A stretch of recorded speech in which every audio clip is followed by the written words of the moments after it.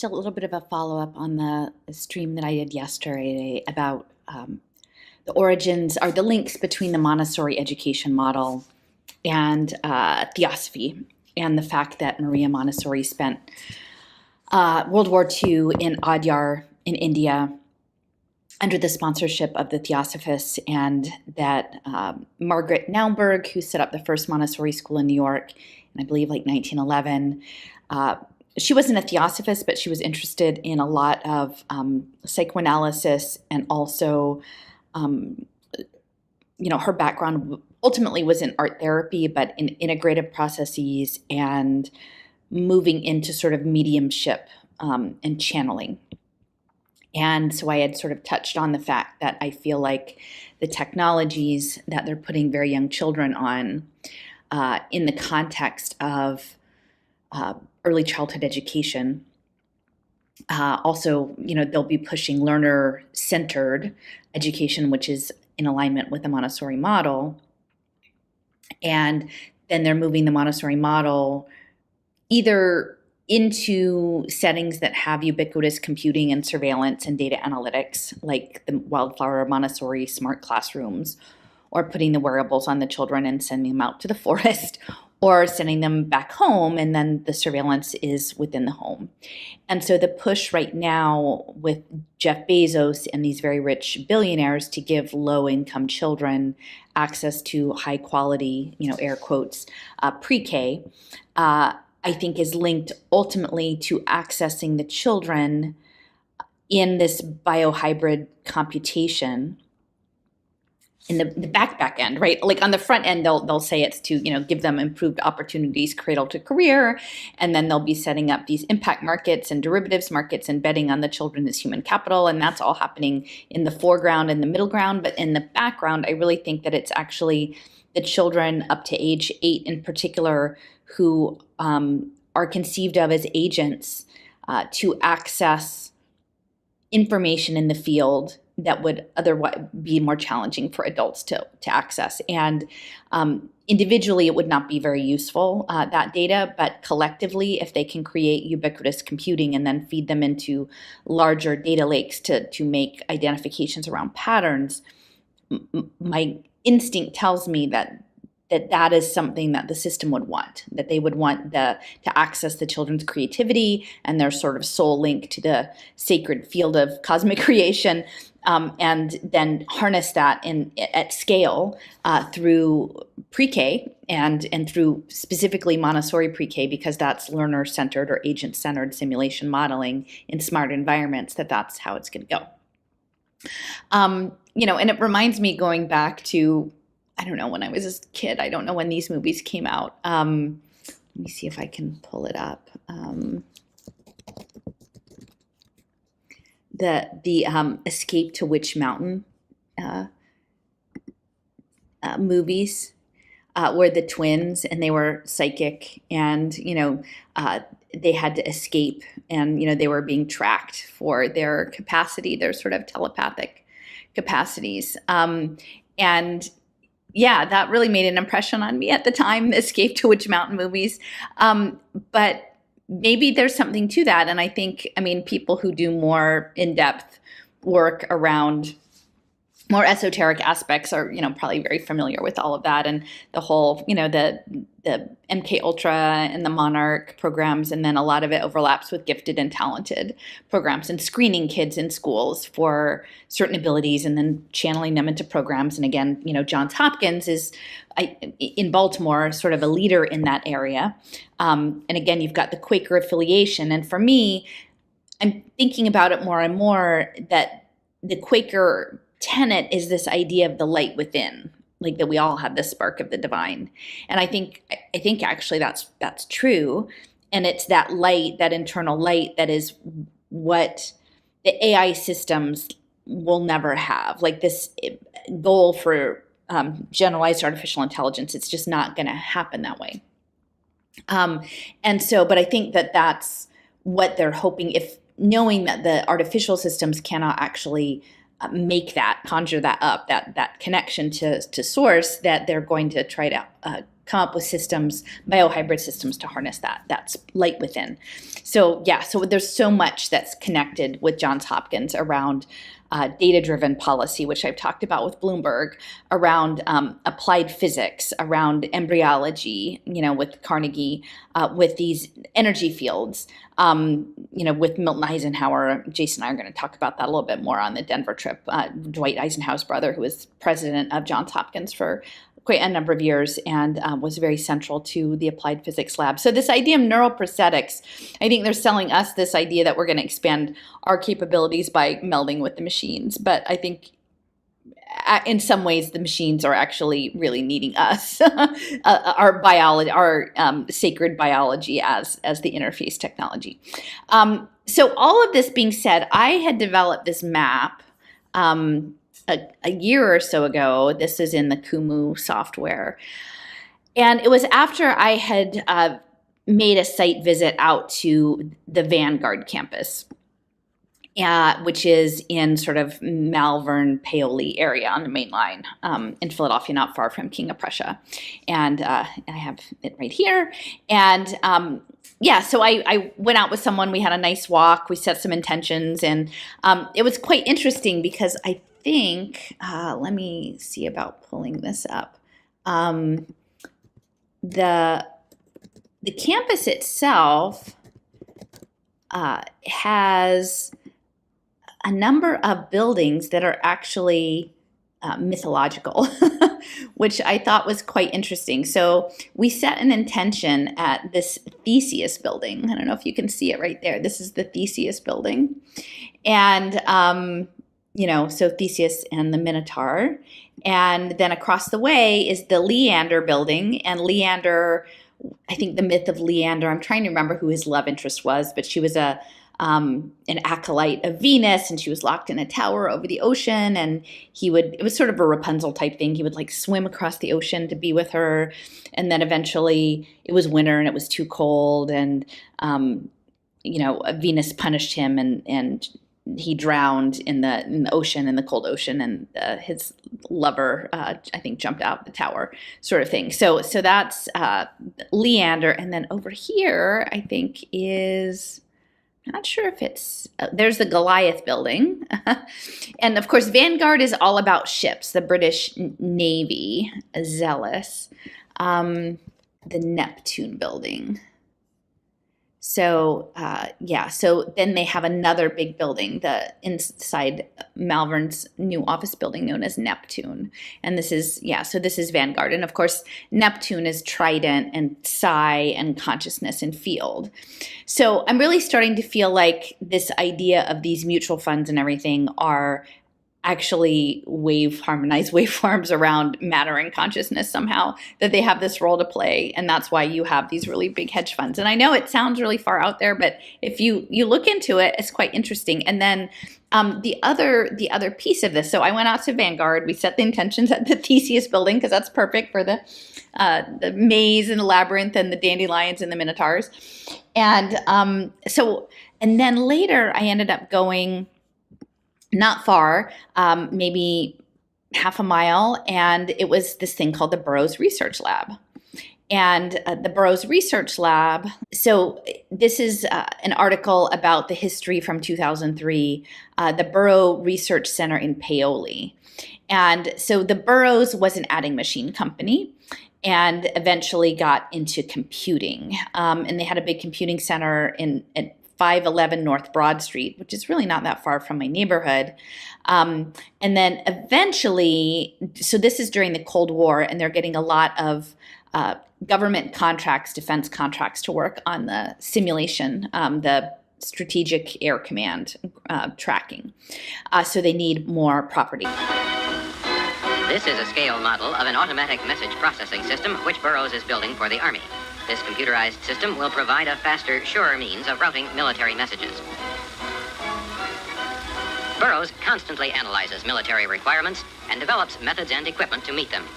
This second model represents a large-scale message processing system which Burroughs has proposed for handling communications for all branches of the government from overseas locations. A challenging defense project is the Backup Interceptor Command, or BUIC, program for the Air Force. Part of BUIC is the D-825, the first military computer designed for multiprocessing. Several BUIC systems will be installed in each of the air defense sectors strategically located across the United States. Should an air attack occur, Burroughs-built display units, such as this one being tested, will identify all aircraft and missiles, both friendly and hostile. The computer will identify probable targets for which the enemy is aiming. It will tabulate our available retaliatory forces and direct the counterattack. The light gun is used for communicating with the computer. For example, directing it to track a selected aircraft or missile. And so they developed this research lab out in Paoli. And you can see here that it says that, let's see, the Devereaux Foundation. So it was ultimately on land that had belonged to this Devereaux Foundation. And the Devereaux Foundation was a program of a woman who was supposedly, her story is that she was a Philadelphia public schools teacher, and she was working on trying to educate special needs students in the early 20th century. And then so she set up this facility that was out in Paoli to take care of these special needs children. And then that is the property that ends up being part of Burroughs, again, starting at the Adding Machine Company. And it's kind of weird because my husband's grandfather, whom died before he was born, but he was like a head guy with accounting and Standard Oil in like the 30s. And so we actually have his Burroughs adding machine, well, it's my husband's now. It's still upstairs. He hasn't taken it. But I have this small Burroughs adding machine. So it's kind of weird to see like the overlaps of history from adding machines to Strategic Air Command. But this opened up this idea of the Devereaux Foundation. And I was like, well, that goes back to the public school stuff that I was looking at. So again, here's I guess this is still just talking about it, but they were working with Aberdeen Proving Ground. And in 1973, I forgot about this, that Burroughs had a contract with SWIFT. And so that's the payment processing system. Let me see. 74. Burroughs wins International Telecommunications Network contract from SWIFT. And that's the processing. And the more I think about SWIFT, the more I think about Mercury and commerce and speed and information processing. So bringing back to Mercury again. So SWIFT being important in this. And then eventually it got bought out by Unisys. And but yeah, what are the odds that this is really just half a mile away, down the way from where Vanguard would ultimately be? Because I think Burroughs came first, and then later Vanguard, because Vanguard didn't happen until maybe I don't know if it's the 70s, the mutual funds and the index funds.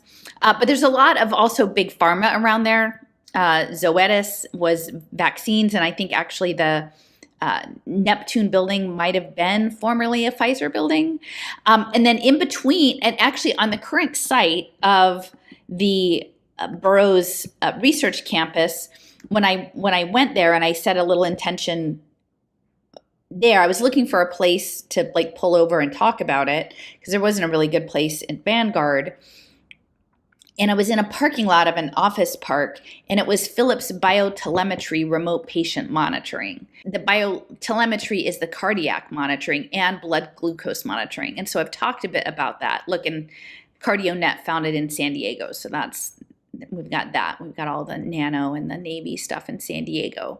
So I was in this parking lot, which was a headquarters. I don't know the main headquarters, but it was an office building for Philips Telemetry. And of course, I feel like increasingly now what they're after is the overall using the wireless technologies and the monitoring technologies to do entrainment, like entrainment of our biology at scale. I'm here. I don't know if you can see, I've got a little heart installation here. I've been out collecting today. So I'm outside of Malvern, Pennsylvania, off of Route 202. And I'm in a corporate center parking lot on a boulder. And because, the open air prison planet gets built in the corporate parking lots in really boring places with people going out to lunch and going out to their cars and going back in. And I'm actually on a boulder in the parking lot of Philips Biotelemetry Center.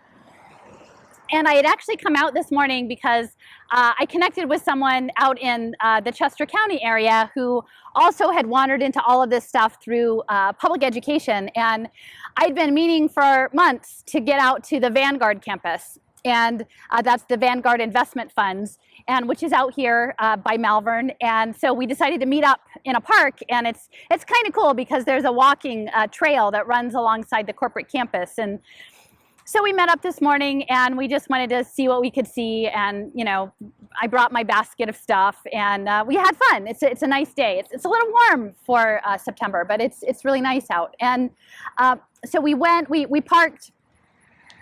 And then we were walking up to the pedestrian trail. Now, Vanguard has its own trail, but it's all set up, no trespassing, blah, blah, blah.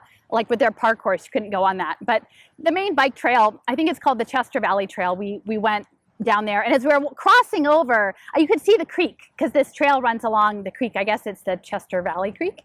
And it was quite lovely. And so, of course, I see this water, and I'm like, this person I've just met, I'm like, can we get down there?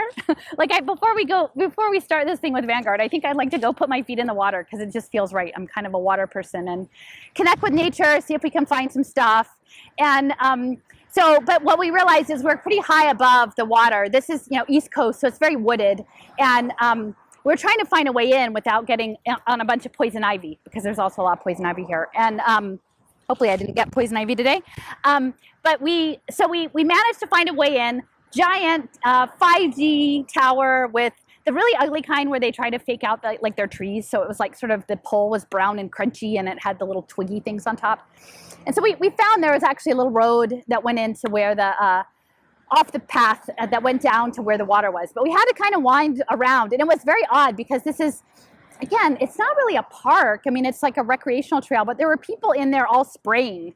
And we don't know what they were spraying or why, because it was a pretty wild natural area, but they were in there spraying. But we finally made our way down to the water. And it was great because I was able to take my shoes off, and we put our feet in the water, and it was sort of a bubbly part with the creek. And I looked behind me, and there was this beautiful arch bridge in the distance. We didn't get up close to it, but probably definitely 19th century, if at least 19th century probably bridge, very shady and mossy, and the water burbling. And we were both of us catching up on sort of what it meant to like live through the last 2.5 years with our families and navigating school stuff. And it was good. It was a good start. And I didn't find actually a lot of stuff in that part of the woods because there just wasn't a whole lot there. But there were some cool rocks. So I got a few rocks.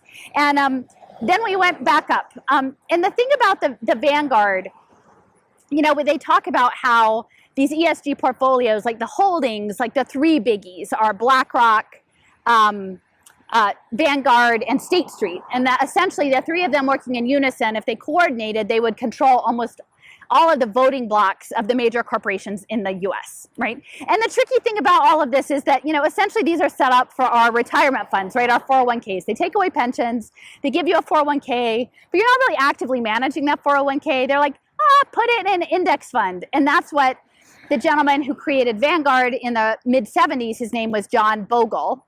And John Bogle, that was his thing, was index funds. And if you understand an index fund is sort of also a cybernetic system, right? It's tracking against these loops. So there's a control mechanism in there, a computational control mechanism managing the portfolios.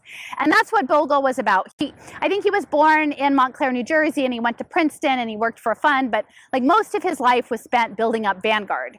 And it's huge now, right? Like he's since died, but it's one of these three biggies in terms of the big guys in the space, in terms of managing what's coming next, right? Which is stakeholder capitalism, which is the ESG impact metrics, which are all about to turn us into the CIA video game or the open air prison planet or whatever, however you want to imagine that. And the heart that I wanted to look out the Theseus building, because you know me, it's me and this idea of Wall Street being the Minotaur and standing against the Minotaur, right? And so I was curious to try to see if we could get close to the Theseus building and leave a heart there and do a little intervention. And so we walked along, we kind of got to the end. There was an opening in the fence, almost as if the universe was inviting us in, and no trespassing signs near their parking garage. And so we just sort of strolled in, and we passed the Leander building. Now, the interesting thing is I hadn't remembered what Leander was, but the myth of Leander is that Hero was a young woman that was, I don't know, an alkalite or, aligned with Aphrodite, and she was locked up in a tower. And Leander was the young man who wanted to win her love. And then he sort of convinced her that it would be okay to, that they could have their affair because Aphrodite wouldn't mind, because she totally wouldn't want her to be chased, right? And so they would carry on, and it was across Hellespont that Leander would have to swim across the strait to the tower and then climb up, and that Hero would keep a lantern in the tower, like when she was available, I guess. And so that was sort of, but then at one point, when winter came and he was swimming across, and then the lantern got snuffed out, and then he drowned. And so that was sort of the sad state of the love story of Hero and Leander. So I'm not sure what would possess Vanguard to choose Leander as the name of one of his buildings, in addition to Neptune. But Theseus was the one we went to. So we walked through, we found it's funny because again, it's just this suburban plain corporate campus. And by the time we got there, there were lots of people going out to lunch. So we didn't really look out of place. Only I had my basket of goodies. And there was a little depression area with cattails. So I went down and I got some more cattails because I really liked fluffing around the cattails. And yeah, so we went up. I got a little photo op with the Theseus. I didn't film over there because I didn't want to make too much of a spectacle. But yeah, we made a heart on a grate, one of these sort of silver utility panels or whatever, and it had, we got the gumballs, sweet gum. We got a bunch of gumballs for the outline, and then we filled it with the cattail fluff, which is beautiful. So almost like a little furry critter in there. And then we put in sassafras leaf, which the person I met had found some sassafras that was turning, and again, that's sort of an ancient medicinal plant. And so it was bright red, and we put on some dandelions, that we picked some dandelion greens, and there were some little red fruits. I'm not sure if they're not exactly cranberries, but they're on a little ornamental tree. So we put those all around the edge, and a big sunflower on top, and some oregano, because I think oregano is sort of a nice cleansing herb. And what else did we put? We put some Thai basil. My Thai basil was going to seed, like pretty purple flowers. So I put all the purple Thai basil around. And then we still had some dandelions from Rochester, some dried ones. We scrambled all of the dandelions over there. And, all the people are walking around us, going out to lunch and going out to their cars. And we're just like, arts and crafts, mom's arts and crafts in the landscape area of Vanguard, setting an intention. So we were doing like mom forest school, and the kid was doing forest school, and we were all intervening in the field, which I think these people know that there's stuff going on beyond our sensory capabilities. And they know that because they wouldn't be naming their buildings of the, one of the top 3 largest fund portfolios in the world after Greek mythological characters if they didn't think that symbolism and semiotics and intentions mattered, because I think it actually super does matter. But a while back, I'd actually done a map about Paoli, which is like the next town down. This is the main line of Pennsylvania, so the rich, the very affluent corridor outside of Philly, and about this Burroughs company. And the Burroughs company was originally an adding machine company, and then in the Cold War era grew to be this giant mainframe computer, defense contracting, optical electronics company. And they had big radar installations here to do simulation modeling. Sound familiar? And literally this great lab area, which has been redeveloped as a more bland, some other like non-militarized looking corporate office center, is less than a mile from Vanguard, less than a mile. And so this, like when I talk about cultural landscape, I mean, some people may not think that it matters, but I think that these things happen on purpose. They co-locate on purpose. That the fact that what is coming in this next mixed reality web environment is going to be your energetic exchange of your money is going to be tied in with this geospatial location watching system, which is also tied into biophysics, so the company behind me is Philips. It's a Philips company, and it's literally called Biotelemetry. Biotelemetry, and the I in biotelemetry has all the little like arcs over it, like Wi-Fi. And so what this biotelemetry company does is that they do clinical trials and remote monitoring. So they're all about doing remote automation of monitoring biological processes, okay? Now, on their website, it says that they're monitoring 4 billion heartbeats a day. Now, we know that like the heart is a huge part of all of this. The frequency, the torus, Philips Electronics is monitoring 4 billion heartbeats, right? And for these clinical trials. And as I'm sitting in the my car getting ready to figure out where to go next to come here, the person that I was with texts me and says, by the way, I just got sent this executive order from the White House that's all about biotechnology and biomanufacturing and the new bioeconomy, right? And if you've been listening to what I said about deconstructing the Biden speech, yeah, that's what's coming. Like literally, they're going to build a bioeconomy in your body, and it's all going to be run from space with the biotelemetry, and it's built on money systems and prediction and modeling, which is what these giant portfolio companies are doing. So, you know, I don't know if it matters that I'm coming out and telling people these things, because this is the rich part of Philadelphia. This is where the nice NPR listening people live, who get the 6-figure salaries, who like, you know, I don't know, they come out, they ride their bikes, they're healthy, the grounds are lovely, and they're, you know, they're all landscaped, and they have nice boulders, and it all looks so attractive. And yet, this is what's coming if we don't look, like if we can't look.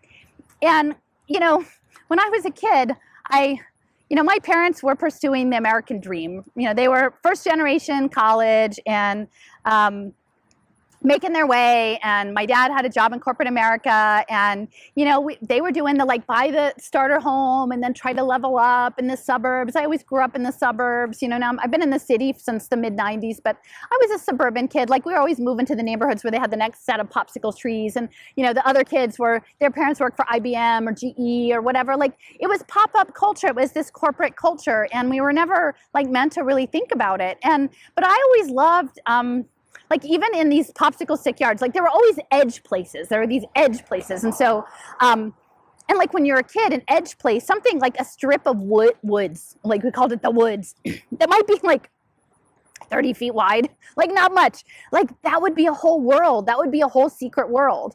And like we would just go run, like in the 70s, you know, kids, like you could just run the neighborhoods. And, you know, not that my mom was irresponsible. That's just what you did. You got out your, you know, your, what are those things? It's not the 4-wheelers, the big wheels. You got your big wheels, you went down the driveway, and then you went in the woods, and you did these things, and you explored. And like I have these memories of going to like even just a ditch with a bunch of boulders, like just, and they weren't even fancy boulders, like a stormwater ditch, and just playing in the ditch for hours and like finding quartz and thinking it was the most amazing thing ever. Like, do you see quartz in the rocks and the crayfish? And, you know, these aren't pristine streams. This is like a storm sewer in the suburbs, but it was magical for me. Like, and we'd go into the woods, which is a little other edge place, and they had big vines. You could jump on the vines. You would find the nature. And like, that's what the next generation isn't going to have. They're not going to have that. And, you know, Robin Wall Kimmerer, I talk about her a lot, you know, about her, this idea of gratitude and acknowledging the natural world, and that it doesn't have to be deep wilderness. Like, you can acknowledge it even in a corporate office park. And you make the world with what you imagine. You make the world that the story you live in, which is, again, why I keep thinking that these artificial societies are so toxic, because they tend to reinforce with negative feedback loops, like really toxic cultural paradigms. But you can choose a different story, and you can even choose to come to the corporate office park. And like tomorrow, I'm going to go to some Bell Labs place. I don't know which ones I'll make it to tomorrow. But, you know, I came out today thinking, like, I'm not sure. Like, I got distracted this morning doing that live stream, which like was frustrating, and I wasn't as prepared, and my basket wasn't well stocked, and I wasn't sure what I would find out here.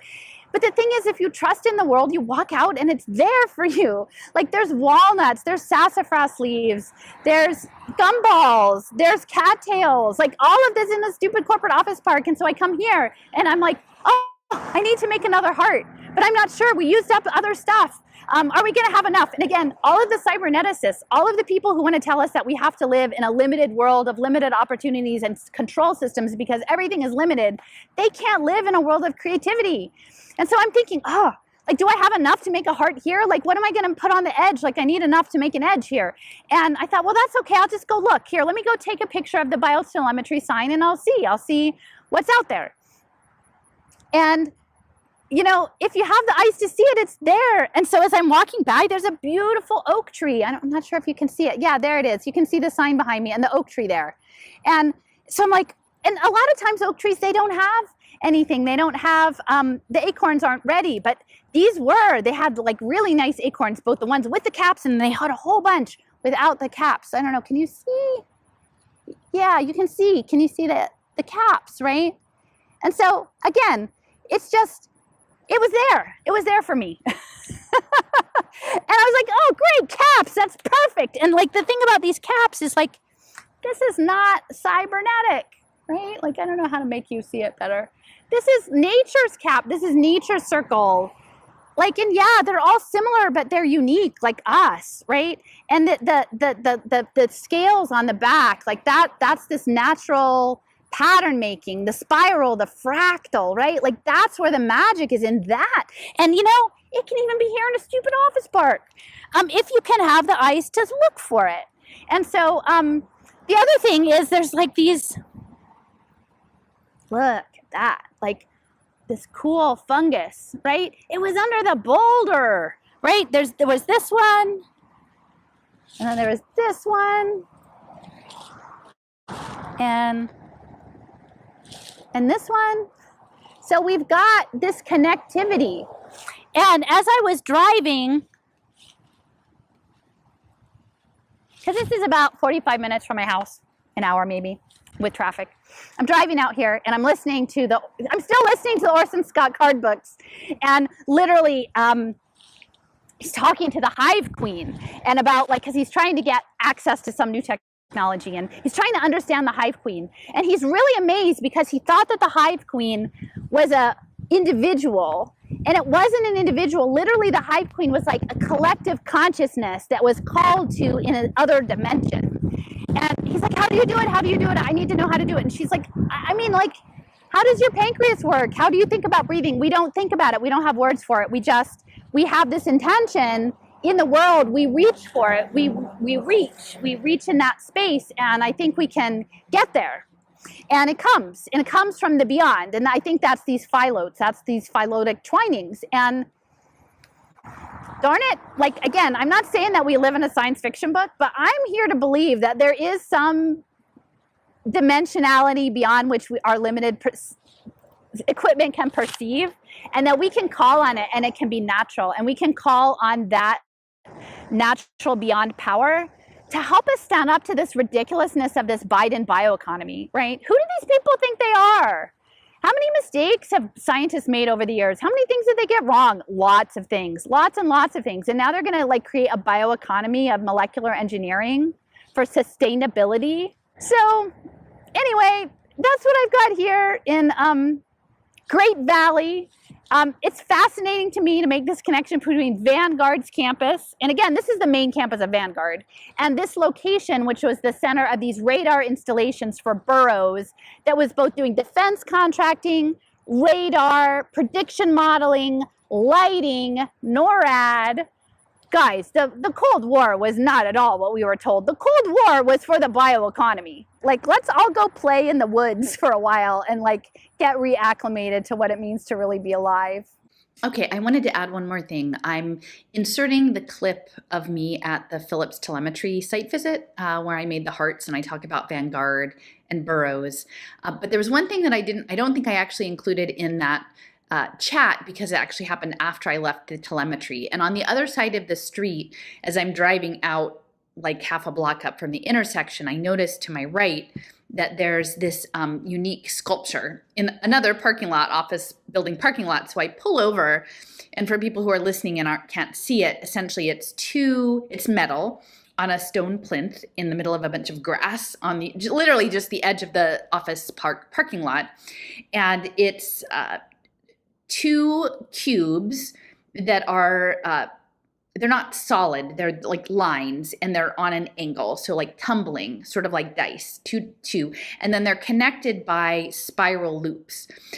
There's a bigger spiral loop that connects the 2 cubes that are open cubes, and then in the topmost cube is another spiral coming out that's attached. And that sculpture, it's very dynamic, and at the base I took a photograph. It's good that I remembered, and it's Obi Simonis. Was the artist, and it says 1999 to 2000, and the title of it is Dualism, copyright. So I wanted to point that out here. It is up close. You can see the dualism title there. And I thought it stood out. And at the time, I remember like texting Severus. I'm like, can you believe it? Like I'm in the parking lot. Look at this statue. It's so strange. Again, imprinting all of this. But so it reminded me today as I'm putting this all together, when I was looking up dualism, one of the first things that came up was the Cathars, which is here in one of my Sega map here. And how did I end up with even having the Cathars in my map? Well, if you remember back to Cesar Hidalgo, who was a professor at MIT in collective learning, and he was the one promoting augmented democracy, right? So these tokens and your AI would do the tokens. And we know that that's sort of communication in the superorganism, not really about voting per se. And Cesar Hidalgo came out of Chile originally. He grew up in Chile, and that's where Cybersyn, Allende was working with Stafford Beer on Cybersyn, like automated government, and which is certainly not liberation. You bring in the English cybernetician and to run your government, but then the Chicago boys come in and shake the can and everything is, broken up. So he grew up in Chile and then came to the US to study. I'm trying to remember. Oh, so he got his PhD, I see here, University of Notre Dame. So again, Catholic and connected to all of the Catholic impact investing stuff. And he was a professor, a lecturer and visiting professor at Harvard in the School of Engineering and the School of Government. And then later was the principal investigator, director, founder of this thing, I believe at MIT, called the Center for Collective Learning, Data Visualization and Applied AI, and created something called the data wheel, automated reporting visualization. And so this Center for Collective Learning and Data Visualization, which again, you think of all the things that are being automated, including, supposedly images of your aura. And that program eventually closed down at MIT, and he is then relocated to Toulouse, France. And the program was called ANITI, A-N-I-T-I, Artificial and Natural Intelligence, Toulouse Institute. And it was affiliated with the University of Toulouse. So at the time I was like, well, let me look at what's Toulouse about. That's kind of an interesting jump from Cambridge out to France. And so the biggest thing that Toulouse is known for is that it was a stronghold of the Cathars. And the Cathars were a heretical Christian sect that were persecuted by the Catholic Church and sort of connected to Gnosticism. And they were targeted by the Albigensian Crusades, Pope Innocent III in 1229. And I guess a big part of what they did was they burned them at the stake, because that's what you do with heretics, is that you burn them at the stake. And I guess the Dominican order was founded to confront the Cathars. And Toulouse, France today is actually also known as Aerospace Valley. And so between Bordeaux and Toulouse are a lot of aerospace industries. So of course that kind of connects with our inner space, outer space, interdimensional token bridges, right? And so it all kind of starts coming together. So yeah, Simonis, he did predominantly like metal sculptures. He spends his time between Massachusetts and the West Coast. So he grew up in Eastern Oregon and attended Portland State and studied sculpture. And it said that he studied under Frederick Littmann and James Hansen. And Littmann trained under Maillot in the French Romantic tradition of bronze figurative work, and Hansen was a modernist but had traces of native Northwest Indian culture in his symbolism. And this gallery talks about him, Simonis, getting a commission in 2008 for the Central Square Theater of Cambridge in Massachusetts to fabricate a sculptural gateway and marquee for their new theater on the MIT campus. So again, we've got theater and gateways and portals in MIT. And it talks about balancing curvilinear and angular form is sort of a focus of Simonis's work. And here we see a Facebook post. I'm not sure how old this Facebook post is. Fairly recent, September of 2022. And he is unveiling a sculpture which has a rock, and then on it an equilateral triangle, a man-made equilateral triangle that's blue, called the mind and matter sculpture. So if, it kind of goes with everything that we're talking about in terms of like sacred geometry, mind and matter.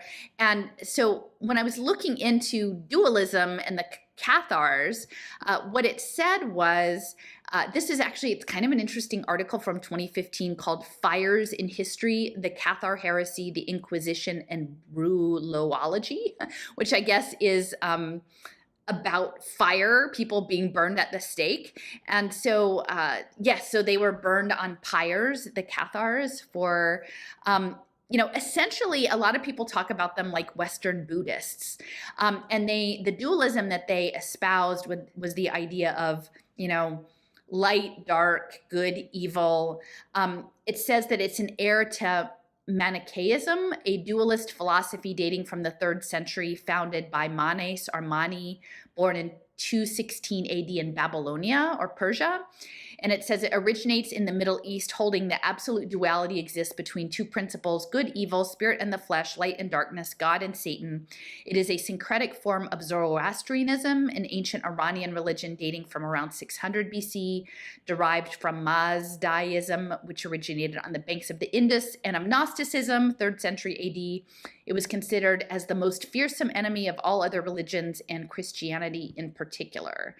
And so in the aspect of dualism, they pretty much essentially they understood physical matter and body as evil and spirit as good, and sort of within this idea that our life is sort of almost like reincarnation, and that we're supposed to show up until we can get over our material reality selves, and aspire to this higher plane. And so among their practices, they were pacifists, so that didn't go over well in the Middle Ages, and they didn't submit to, they didn't agree to baptism or the crucifixion or any of those things, because they believed that was material and therefore evil. They didn't believe in sexual relations between men and women, because they felt that was simply perpetuating a bad cycle. And they were vegetarians, and and again, peace. And so all of that, the Albigensian Crusade was launched against them. And then I need to look into this a little bit more, but evidently there are aspects, and again, the esoteric stuff isn't my strong suit, but linking the Cathars to Mary Magdalene and the Knights Templar and King Arthur, that's sort of woven through the aspects of Cathar history, and Carcassonne, which I think I've always thought was kind of cool. These various castles in France, in Languedoc, were connected to the Cathars. So again, I forgot to add this in, and I had never actually stopped to really look up Simonis and remind myself about the dualism, because at the time I wasn't prepared to talk about dualism and monads and all of these aspects of reality that we're sort of dealing with. But thinking about dualism and then going back and revisiting Cesar Hidalgo and his sort of journey through Chile and Notre Dame and then to MIT and doing these token dated visualizations, and then landing in Toulouse, which is both aerospace and Cathars and dualism, I thought it was worth throwing that in there, that these sculptures sort of throw themselves up into your consciousness. Again, this was just opposite the parking lot of the Philips Biotelemetry Center. And, the cubes look very much like everything we keep seeing around blockchain, and then you tip them, and then they have the hexagon component, and the spiral dynamics and spintronics and everything. So, he might just say that dualism is like curves and lines or something like that, our body and spirit. But it's you could also look at it, and you could look at some of the other more interesting aspects of mind and matter.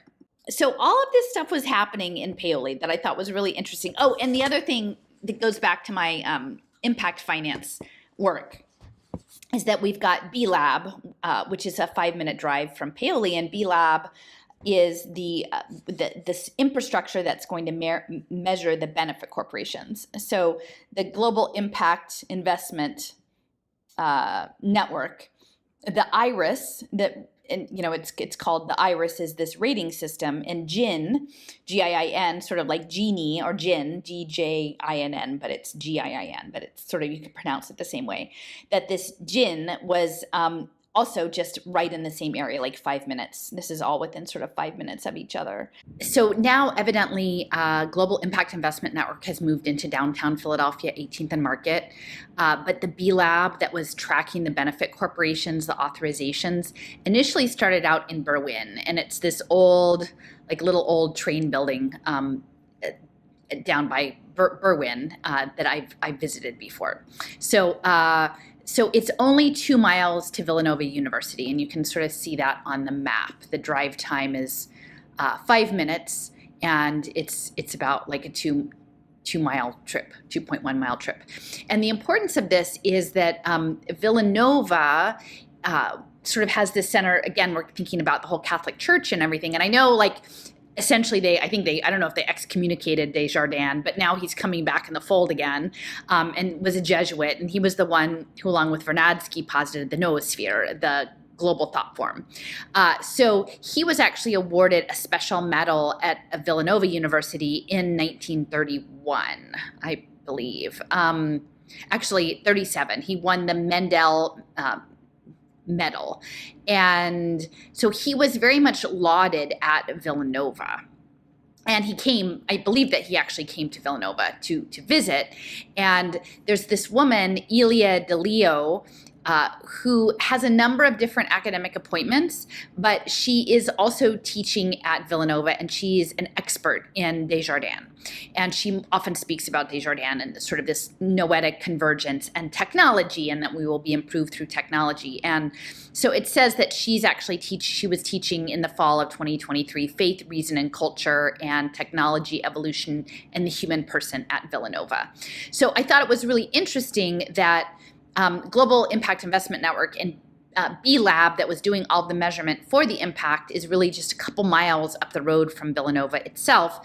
And you can see here we have IRIS, which is the metrics for tracking. And of course, IRIS is also the Greek, I don't know exactly if it's a full god, but the messenger between worlds to the gods, and is symbolized by the rainbow, which is sort of photonics. And then of course, IRIS, there's iridology, which is sort of studying of the iris of the eye, but your iris is also part of your biometrics, which is being linked into all of the digital twinning. So I did want to take a moment and mention that, and I was just going back and looking again at IRIS because I remembered that Duke had been involved in this, and I found this article from 2017 about B Lab and the Global Impact Investment Network, and the title of this short article in Forbes is called "Impact Measurement: Finding Your Way Through the Maze," which seems sort of perfect for the whole Theseus and the Minotaur. And so it's featuring various people who are connected to B Lab, this nonprofit, but among which Kathy Clark is connected to Smart Impact Capital at Duke.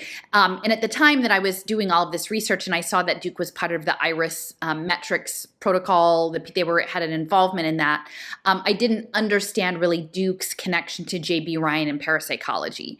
So as we're thinking about the networked world brain within the name of impact markets, and again, the moral economy and, heightened awakening and Christogenesis and all of that sort of thing, the iris and the connection to Duke is important as well. So again, just to revisit that, the B Lab got its start in Berwyn, which is just 2 miles down the road from Villanova, that has these close ties to Desjardins, and more recently, Ilia DeLeo, who is a promoter of his concept of the evolution of the human through technology. And then evidently there was a Nike missile base in Paoli, which I didn't know about, that was kind of interesting to find out about the Cold War. Again, all of these sort of hidden bits about the Cold War in our backyards that we don't necessarily pay attention to.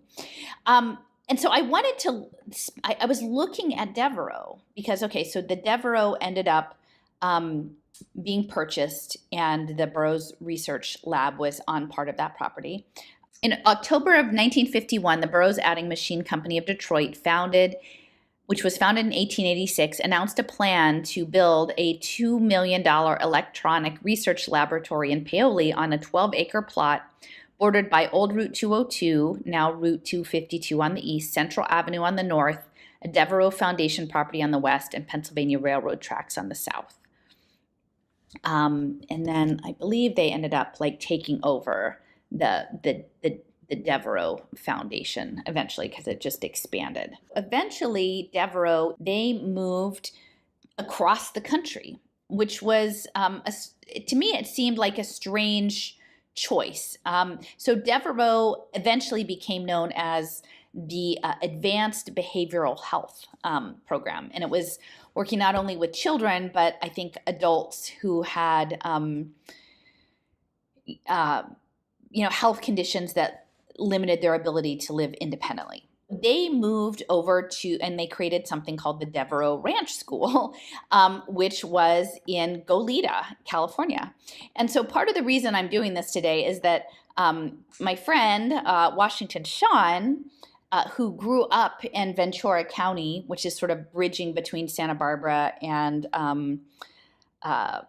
like Sherman Oaks area, which is where I'm trying to remember the guy's name, the California legislator, but he was really involved in the California Digital Identity program. Let me just look this up. Bob Hertzberger, I think his name is. Yeah, there's my big map. Robert. So Robert Hertzberger. He was a very powerful person for many years in California state politics, and he was in the 18th district in the San Fernando Valley, which is in the greater Los Angeles area. And he was very close with Nicholas Berggruen, and they together collaborated on this blueprint to renew California in 2012. And of course, Berggruen was interested in building this monastery in the Santa Monica Mountains, which my friend Sean told me yesterday that evidently there's some Rocketdyne places in those mountains that made them terribly radioactive. So knowing what we know about radioactivity, that sort of matches. So anyway, Robert Hertzberger, it was in a certain part of California. This was like further, southeast. And then you've got Ojai and Santa Barbara, which is sort of to the northwest. And sort of Sean grew up in this overall area, so he was familiar with it. And he wrote a really lovely guest post. And he is a very talented photographer. So he has a lot of images that really talk about what it was like to grow up in this natural setting. And specifically, it's talking about the St. Thomas Aquinas College that's at the base of these mountains. But it was really pivotal for him growing up and spending a lot of time in these woods and in connection with the cliffs and the trees and his friends, and then that area was devastated by a fire. And so he was conjecturing towards the end, let me just go to the end, he's talking about sort of the energies that are in place there. And I'll just read this. It says, St. Thomas Aquinas College is not far from several other notable institutions of learning and foundations of spiritual significance. The Ojai Valley has been a center of new thought for well over a century now, and quite longer if considering indigenous cosmology. Just over 4 miles from the college campus, as the crow flies, there is the Ojai Valley School, an alternative education school for children founded in 1911. And not far off, perhaps another mile or so further west, is the Thatcher School, established even earlier in 1887. Situated close to the Thatcher School is the Krishnamurti Foundation for America, another well-known institution. It was in 1922 in Ojai where Jiddu Krishnamurti is said to have had a life-changing experience. Directly to the west of Thomas Aquinas College, about 5 miles away and sitting atop the summit of Sulphur Mountain, is Meher Mount, a spiritual retreat first established in 1946 and dedicated to Avatar Baba Meher. A little further west and centrally located in the small town of Ojai is the Crotona Theosophical Society, first founded in Hollywood in 1912 and later relocated in Ojai in 1922. Yogi Paramahansa Yogananda was known to visit the area and helped found his spiritual sanctuary in 1950 as part of his self-realization fellowship. No doubt there are more places of spiritual and cultural significance in and around Thomas Aquinas College. The reputation precedes itself. And then he closes with it, talking about this satellite communication network, ComSat, which is nearby and ultimately part of an international conglomeration called, a company called Goonhilly. And they're working on all of the satellite communication systems, these big satellite dishes, and space communication. And Goonhilly, the main space center is on the Lizard Peninsula in Cornwall.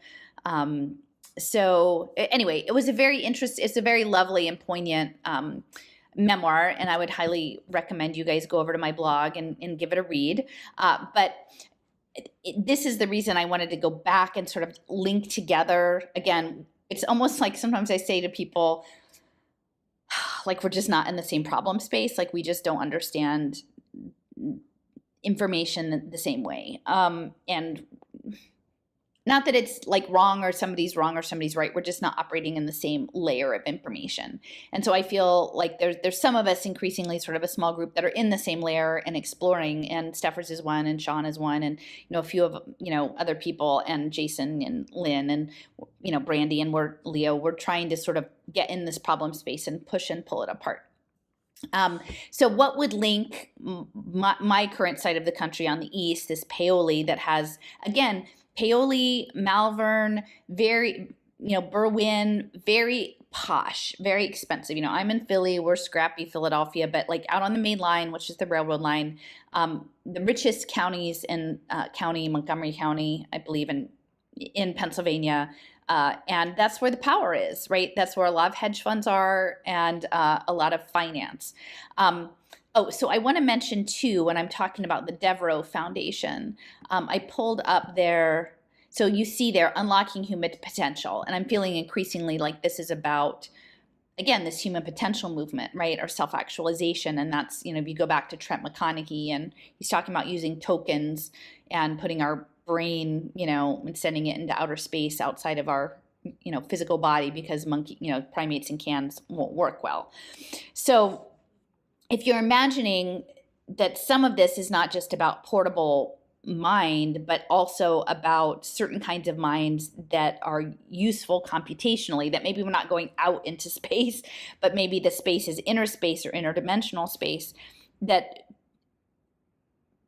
individuals that sense the world or organize information about the world differently are useful to I think, having the computation being processed. And so, of course, a lot of people who are in institutionalized settings, they become guinea pigs for a lot of this stuff.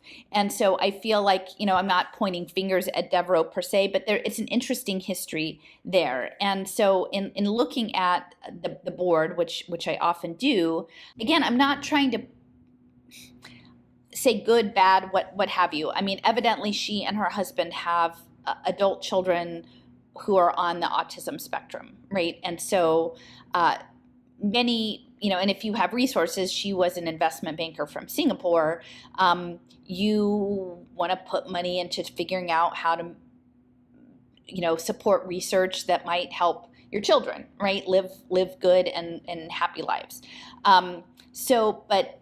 So here is, this is an article from the Inquirer, where she and her husband, who was, I think, the founder of Broadcom, silicon chip manufacturing. The article from 2017 in the Philadelphia Inquirer says mainline couple gives millions to MIT for autism research. And so they gave $20 million for autism research to MIT. And they, again, they have children who are impacted by autism, and then also working with Cornell University on employment for the disabled. And so, again, I'm thinking about employment for disabled, especially within autism. I've talked with Jason some about Israel and the Israel Defense Forces in the 8200 unit. and I think they had a special unit to do analysis of satellite imagery, and they were specifically recruiting sort of high-functioning autism people for that work. And I think that isn't just about looking at satellites. I think it's about pattern recognition. And I think so that kind of mind is useful to the system. Now, do they know that? I don't know that they know that. But like, to me, that is an important connection that we have to understand, that the system needs certain kinds of minds. So she was an investment banker from Singapore, and then her husband, who is Malaysian, was the CEO of the chip maker Broadcom in Southern California, which I think is San Diego. And then her daughter, who was less impacted by the illness, that the software giant SAP had an autism at work program. And so these big tech companies are going to be developing work pathways for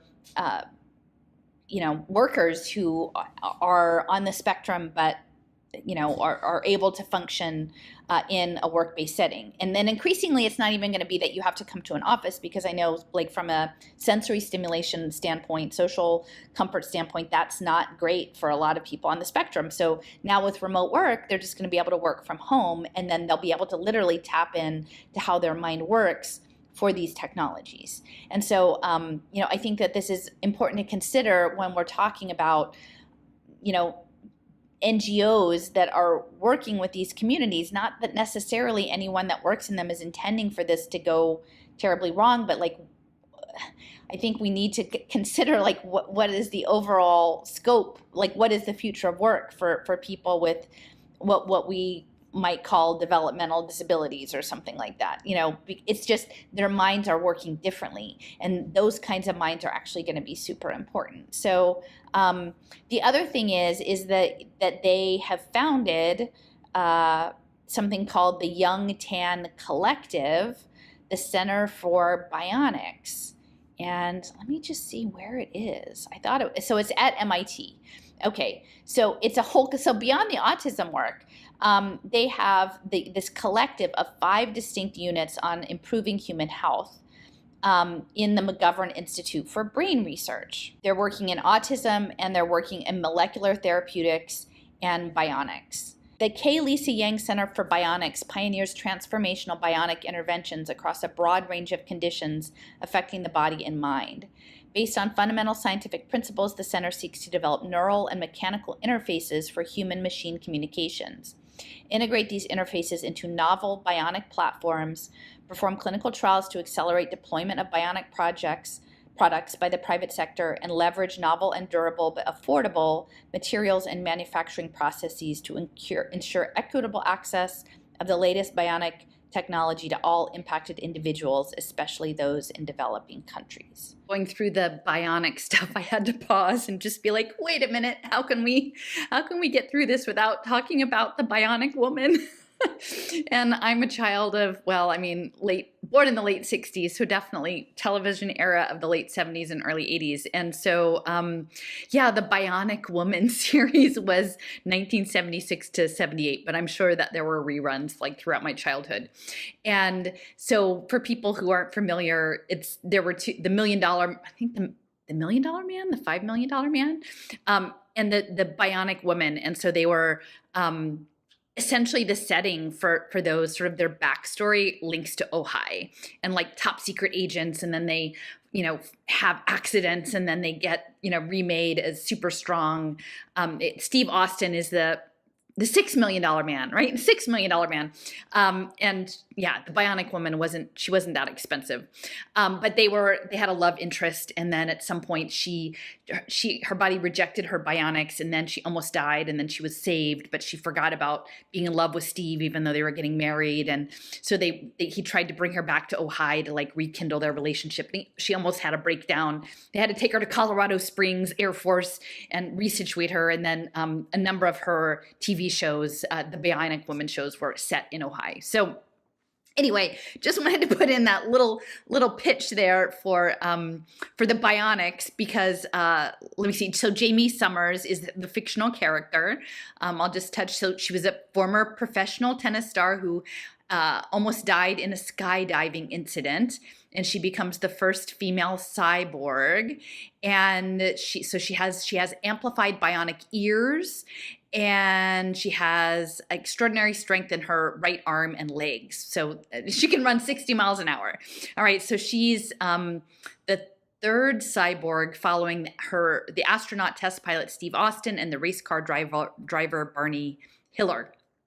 So anyway, so her parents, she was raised in Ohio, and so that's her backstory, is connected to Ohio and also the $6 million man. And then it says it unites experts from 3 MIT schools, science, engineering, and architecture and planning, and that they collaborate with clinical and surgical departments at Harvard Medical School. Okay, so this is kind of going back to what I was saying about the woman who was working on brain processing and neurolinguistic programming, subconscious brain processing, and then also nano engineering, crossing the blood-brain barrier for treatment protocols. I don't know if those would be called electroceuticals or something else, but to me, these things are all getting in together. Like, they need these technologies to network mind. Well, I don't know, because mind, I don't think is necessarily just here, right? It's like, even if we were limiting it to material, you must understand that how we think about the world is also in our gut and in our heart and in the brain, and in all of the sensing, the electrical sensing that is like our embodied intelligence is far more than just the brain part that they want to talk about. And I think a lot of these brain programs are to keep us focused on the brain when really it's the whole package. And then I don't think mind is actually just in your body. It's your body is the antenna that's interfacing. And that's what the AI can't get. And that's why they need the biodigital convergence, is to utilize us, and then not only independently, but networked. And in the network, that's where you have the complexity and the emergence, I think, is sort of what we're getting at. So I wanted to go back to the map. So we've got the Devereaux Foundation, coming out of the main line, going to the West Coast. This is the woman who set up the Devereaux Advanced Behavioral Health in 1912. So we're talking the same time as this Montessori school, right around the same time, this progressive education. Helena Trafford Devereaux became discouraged when she saw that children with disabilities were underserved in the public education system. So she brought these children into her own home and created an environment tailored to their needs. And it got its charter from the Commonwealth of Pennsylvania in 1938, and then it expanded in 1943, purchasing another building in Devon and a 350-acre estate in Santa Barbara, California. That's interesting. So in 1943, actually, so it wasn't the Depression, it was in the middle of World War II.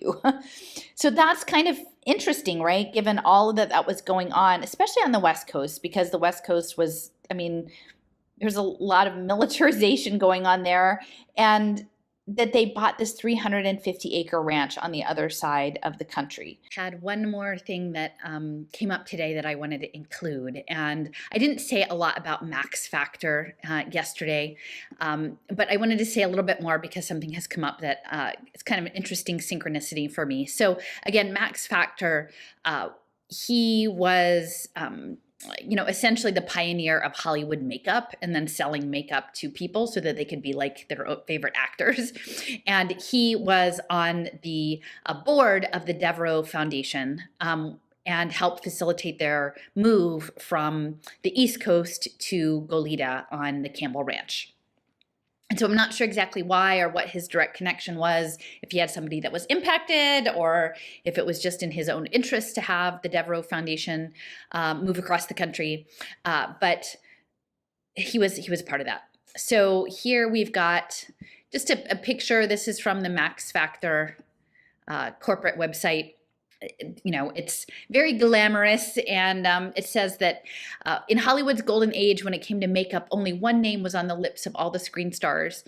He was creating signature looks for the most famous icons such as Ava Gardner, Jean Harlow, and Marlene Dietrich. But he believed that glamour should be available to all women, right? And when I was just doing a chat with Jason before about the origins of the OSS and the CIA. Evidently, Marlene Dietrich was sort of part of the early OSS. So I'm assuming that there was a good amount of overlap between the overall national intelligence community and Hollywood all the way back to the beginning. And of course, it's interesting symbolically to think about Hollywood, again, projecting on for regular people into this sort of fantasy world of the big screen and sort of the mesmerism of the big screen. And then also the idea of adding makeup, so essentially that you're more than your actual regular self. And so not just the stars, but branding the stars with makeup and then selling that makeup to regular wives and moms so that they too would look like their stars. And, just imagine this whole cosmetics industry. And then now ultimately it's going to be all combined with nanotechnology. And there's lots of history going all the way back for, toxic minerals being put into women's makeup. So it's quite interesting anyway, just to think about Max Factor in that way. Here's a display from their website. In 1920, Max Factor invents the word makeup, so he invented the whole word, and introduces society makeup to the general public, enabling women to emulate the looks of their favorite stars. And so you have this display at the drugstore counter of the various things that you can buy to augment your looks. And so, and then this was quite an interesting picture too. This is the micrometer, evidently, and the beauty micrometer. And so it mixed phrenology and sort of scientific measurement of the face and the symmetry of the face with these calipers. So I guess if you had your face in the camera, video recorded, and then made giant, any imperfections in your face were, magnified. And so evidently Max Factor developed this scientific, people are listening and not watching, it sort of looks like a cage on this woman's head. And then with all these little points, almost like when you see those forensic movies where people, have a face and then they put the points and they build up the clay, on the bones. But it's sort of this framework, this wire framework. So, definitely, I guess, addressing the, it's quite an inhuman, it's quite an inhuman looking device. It looks a little bit like a torture device, though I'm assuming it didn't hurt. So I was thinking about Max Factor, and for some reason it occurred to me, I was looking at the origin story of the Internet of Things, because as I have understood it, this guy Kevin Ashton, he was a brand manager for Oil of Olay in London in the mid-90s, and then he was the one to introduce the idea of the RFID chip to Procter & Gamble, and then it grew into essentially the Internet of Things. The RFID chip being something that transmitted information that was better than a barcode. And so he was British, and the story goes, he was trying to keep this Oil of Olay lipstick in stock, and it kept going out of stock. So he knew of some people in England that were working on these RFID tags, and he pitched it to Procter & Gamble, and then they brought it to scale at MIT with this auto ID lab. So I was just curious. I'm like, okay, so this is the Oil of Olay lipstick story. So I wonder, could Max Factor be in there somewhere? Because ultimately the RFID chip, transmission is going to be linked to our digital identity and our digital twinning and nanotechnology and all of these things. So it's not going to be just a simple sensor technology. Here's a map I made that was linking Kevin Ashton with Procter & Gamble and this Auto ID lab, which came out of MIT. And they had divisions at Cambridge and Switzerland and Adelaide and Korea and China and Japan and, all the different places that they needed to tag things. But then Jim Bechtold was working at Procter & Gamble and also involved in Strive Together, which is the human capital cradle to career readiness program that's going to be linked to all of these financial derivatives. And I had written about that in this blog post from 2019, Boiling Frogs and Building Brands, Procter & Gamble's partnership with Strive. And so looking at Procter & Gamble and their role in setting up essentially the tracking systems for human capital finance in what they would frame as college and career readiness. So then I did look up, and so right around this time, this is 1996, so this is when Ashton would have been with Procter & Gamble. Procter & Gamble, it's an article in the Wall Street Journal, Procter & Gamble turns to makeup artists to help makeover Max Factor. So I guess they were doing a rebranding of all of the Max Factor products. And so definitely Max Factor is connected to Procter & Gamble. And then I was like, well, I wonder if, because oftentimes these products are all nested. And so I found a video from 14 years ago where it was a makeover program for a young environmental designer. And she was getting properly hydrated with her oil of Olay, but it was a Max Factor product. So it's the Max Factor channel in the UK and sort of embedding oil of Olay under the Max Factor umbrella. So we sort of have this through line of Hollywood, Hollywood beauty, Hollywood fantasia, fantasy, the Maya illusion. Again, bringing glamour to the stars and cut rate brands to everyday moms, and that ultimately, maybe not 50 years later, 60 years later, it ends up under the umbrella of Procter & Gamble and oil of Olay. And this lipstick story just links it right to RFID chips and the Internet of Things. And those RFID chips ultimately are going to link into Strive Together and KnowledgeWorks and human capital investing. So the one, for people who follow my work, you probably know that my dad was an executive with Procter & Gamble. I'm not the highest level executive, sort of a mid-level executive. He was a sales manager for Folgers Coffee for his whole career. After he worked in the grocery store, he was really good at managing people, and he sold a lot of coffee and then eventually some orange juice too. So coffee and beverages. And he, I think, fortunately, he retired just as this, he was retired by 2000. So right as this was sort of ramping up, he was leaving the company. But the other synchronistic thing for me in this this overall map linking Max Factor to Procter & Gamble is this image here of the Albert Memorial in London.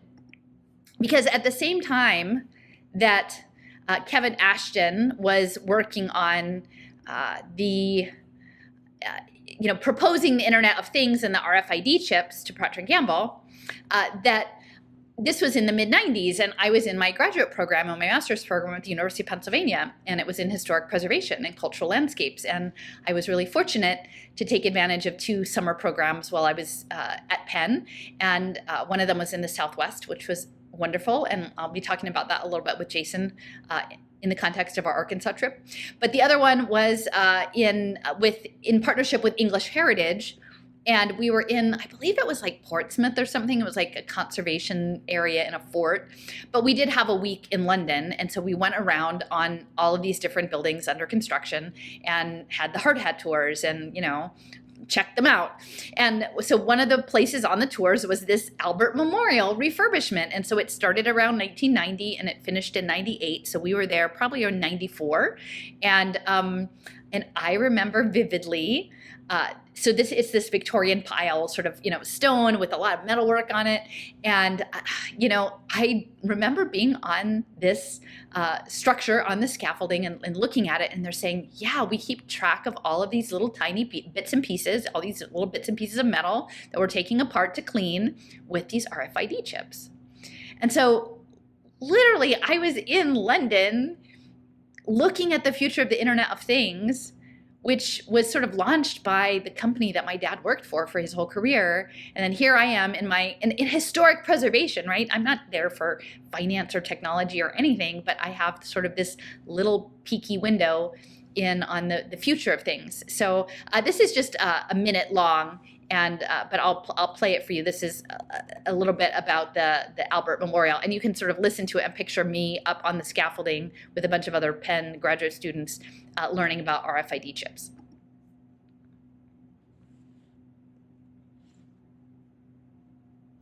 Years of constant exposure to the elements has forced this overhaul of the 118-year-old monument, built by Queen Victoria to honour her husband.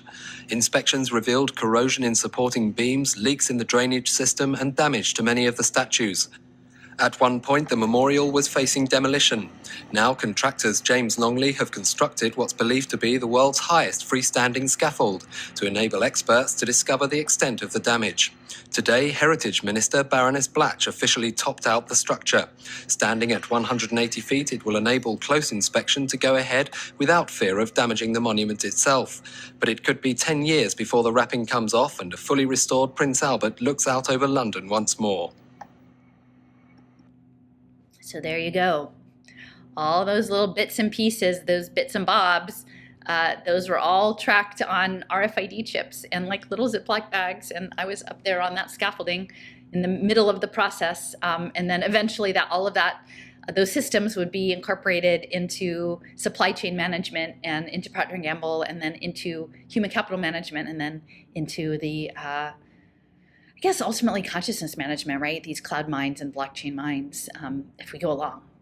Which I'm thinking we don't have to go along. But anyway, that's the story they're going to try to sell us on. So anyway, this was just my addition here with, touching on Max Factor and his connection to Devereaux, and my connection to Max Factor and the Internet of Things. So it goes on to say, in terms of the history, this guy, Edward L. French, was the director of psychology for 7 years and then became the director of the foundation. And in the 50s and 60s, Devereaux expanded a lot into Texas, Massachusetts, Connecticut, and Arizona.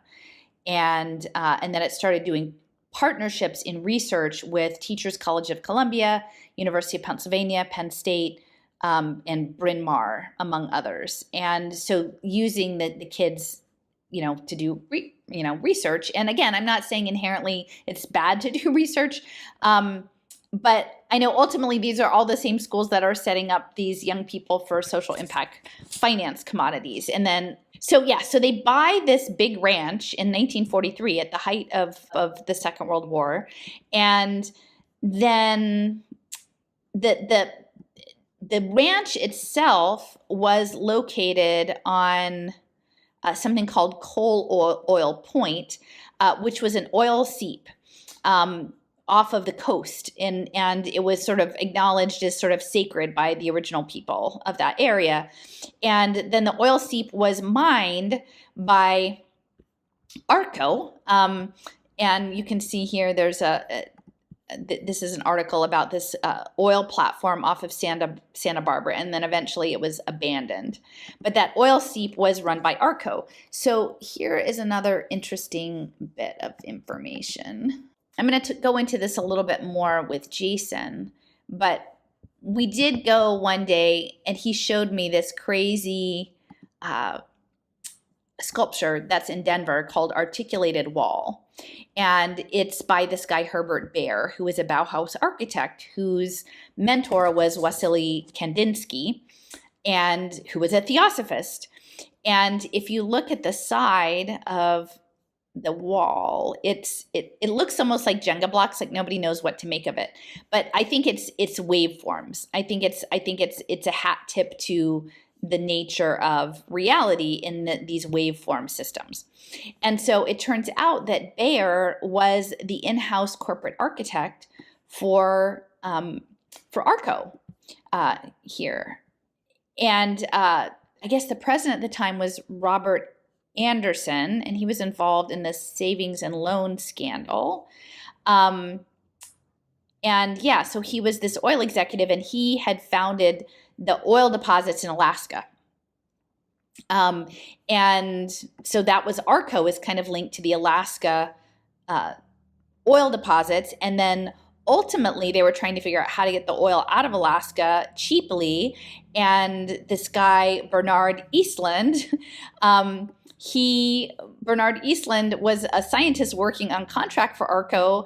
And so he figured out a way that he was going to essentially remotely beam energy using the ionosphere, and essentially created HARP for that. And then it wasn't actually used just for moving oil around, but these HARP patents, altering a region of the Earth's atmosphere, is what Bernard Eastland did.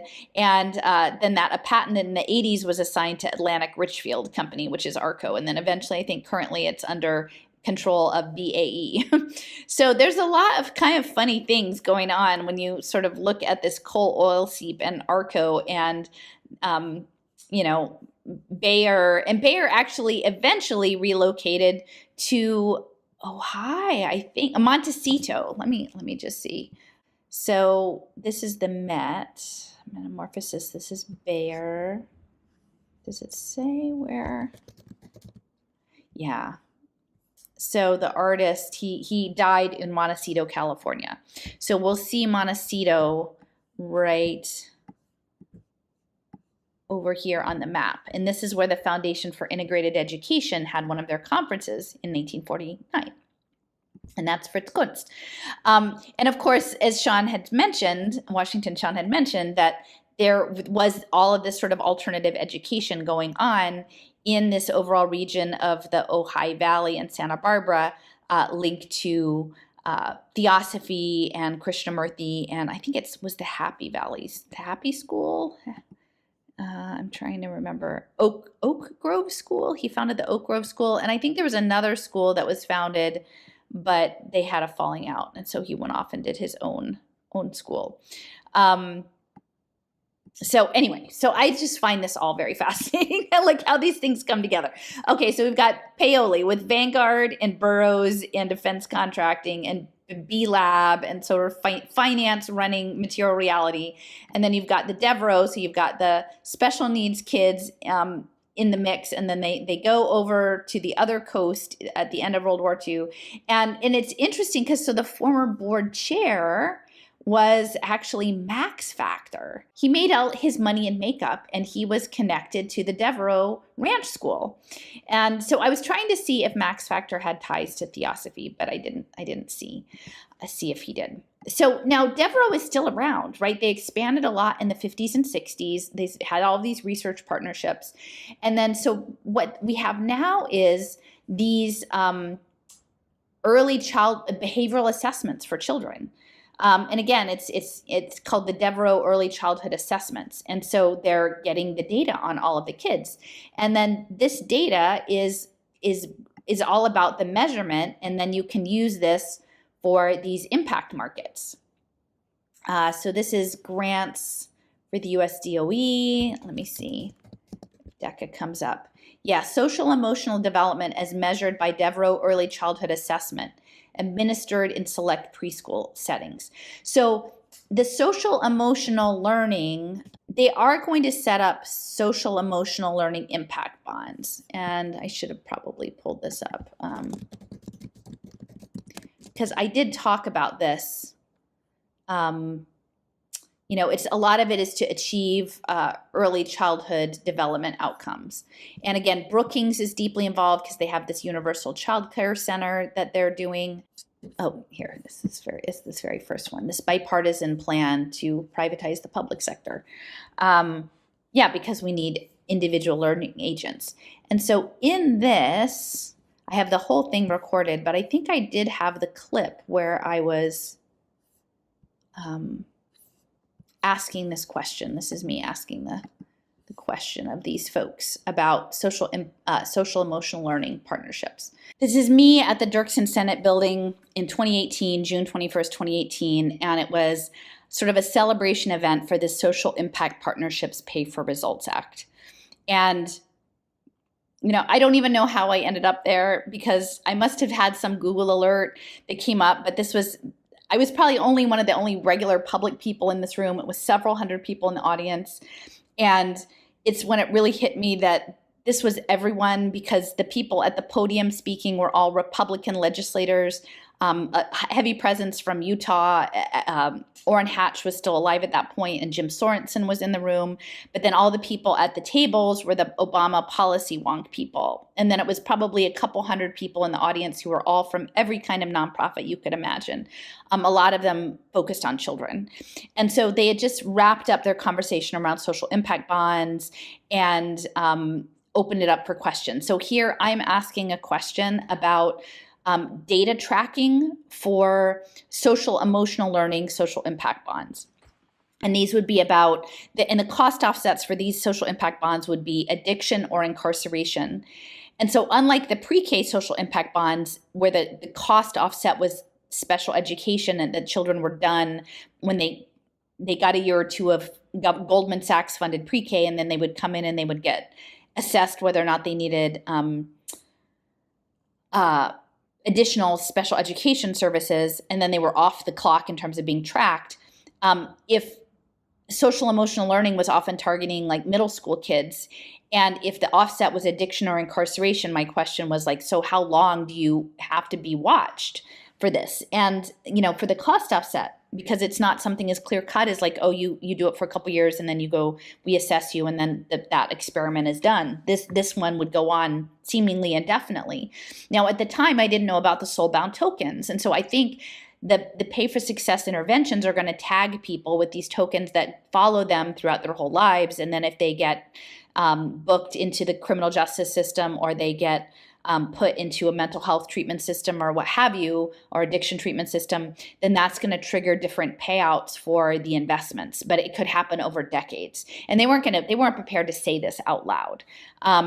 But that's, I think, clearly what's going on in the background. So but just think about what I'm saying about social emotional learning and the impact, not only the impact markets, but this idea that things like surveillance play tables will be tracking children in pre-K and then capturing data. And if you're doing screenings for kids that are more useful to the system for the kind of mind they have, whether it's pattern recognition because they're on the spectrum, or they tend to have, be diagnosed with, schizophrenia or other things, like that's going to go click in. And it's all going to be measured against their trauma and their families. That's all part of the big data system.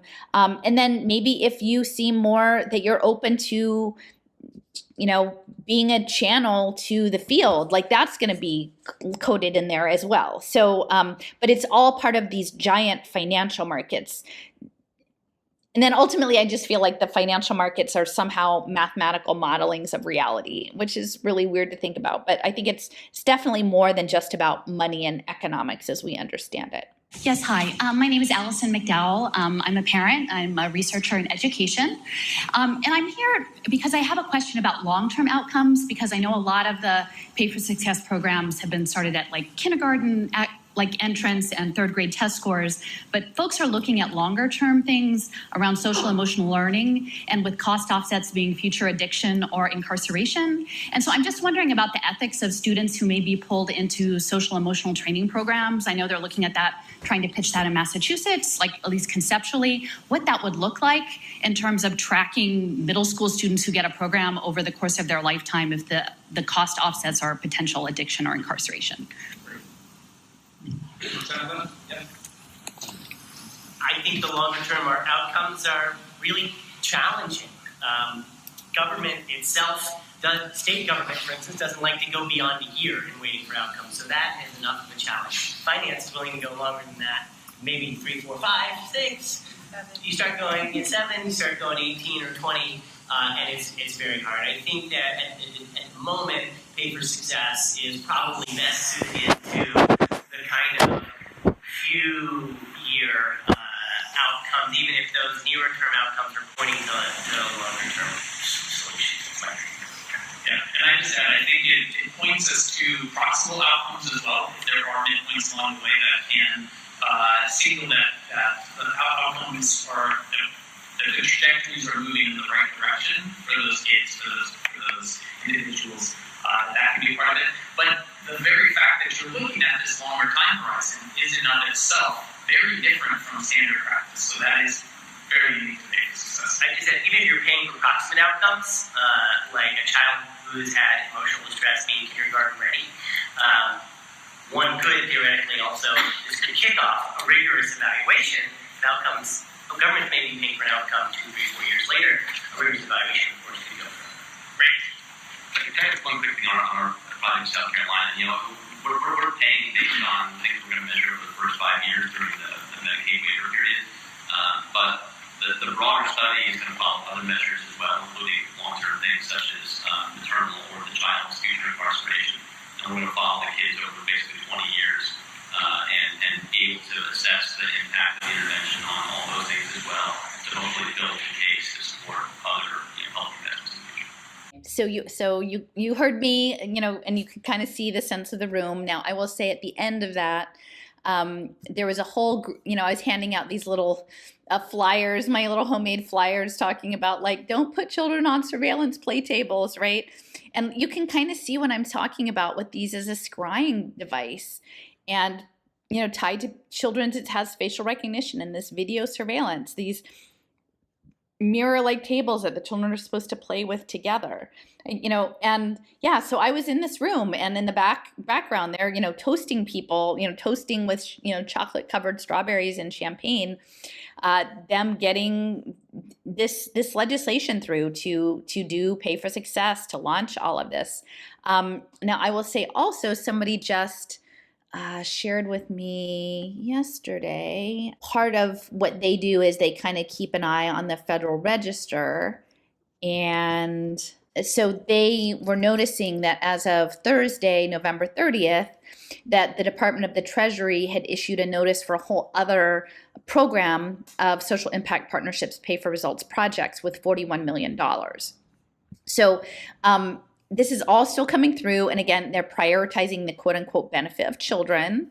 And, as I've mentioned before, my former superintendent, Bill Height, is now at KnowledgeWorks. And then KnowledgeWorks was the incubator for Strive Together, the cradle to career finance. Now, when he was in Philadelphia, he was also working with Ridge Lane.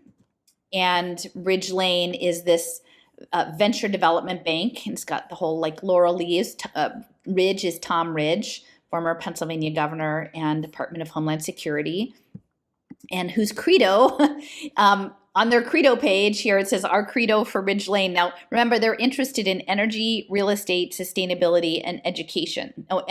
Energy, real estate, sustainability, and education. So increasingly, I think the energy is actually some aspect of networked human energy, like this human energy, alternative energy potential. It's not just going to be wind farming or solar farming. It's something about us, about our biology and our psyche. I think that's what they're aiming to get in there and develop that as some sort of alternative energy system. But that the credo was this Tridentine credo.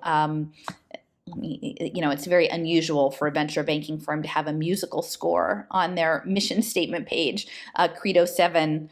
And it's two parts, the top part of a page and then the next page over. But Credo in unum Deum patrum omnipotentem factorem cali et terra visibilum omnium et, and then it kind of goes on.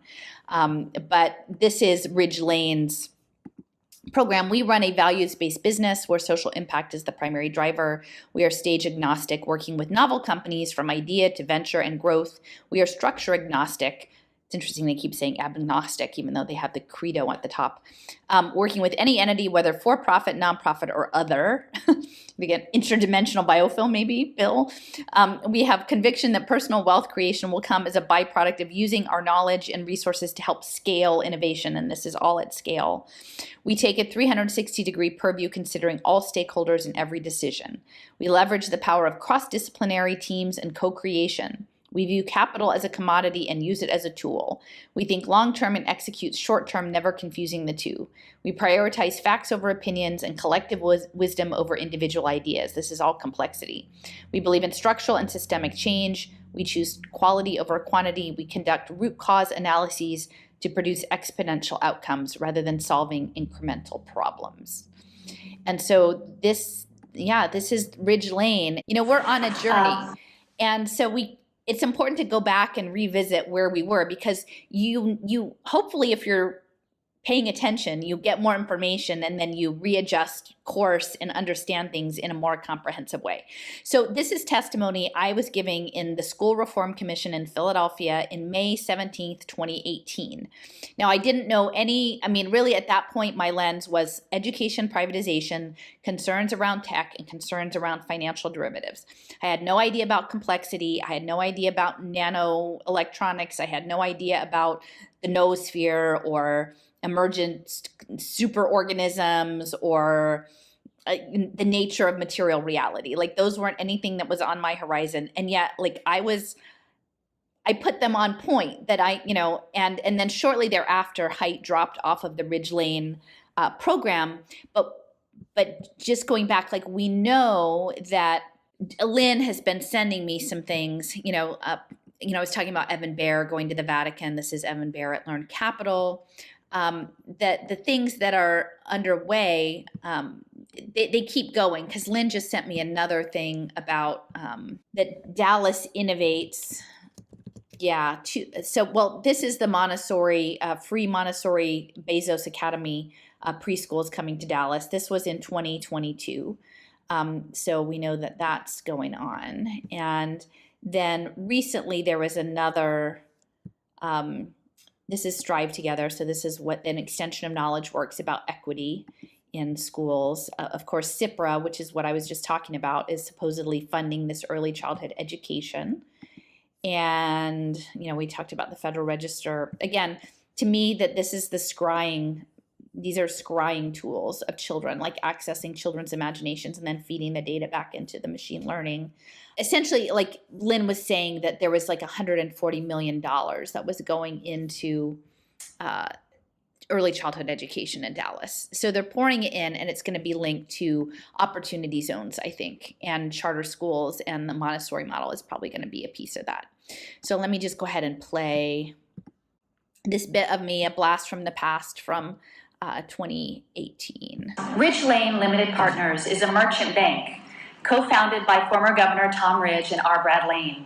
The firm specializes in corporate strategy and venture development for private growth stage technology companies. Ridge Lane has extensive ties to the military and to the Department of Homeland Security. Their team includes a dozen former governors, both Democrats and Republicans. It includes thought leaders who seek to channel education into competency-based, workforce-aligned pipelines. There can be little doubt that Ridge Lane and predatory firms of this type aim to redesign government as a public-private partnership that serves the interests of social impact investors.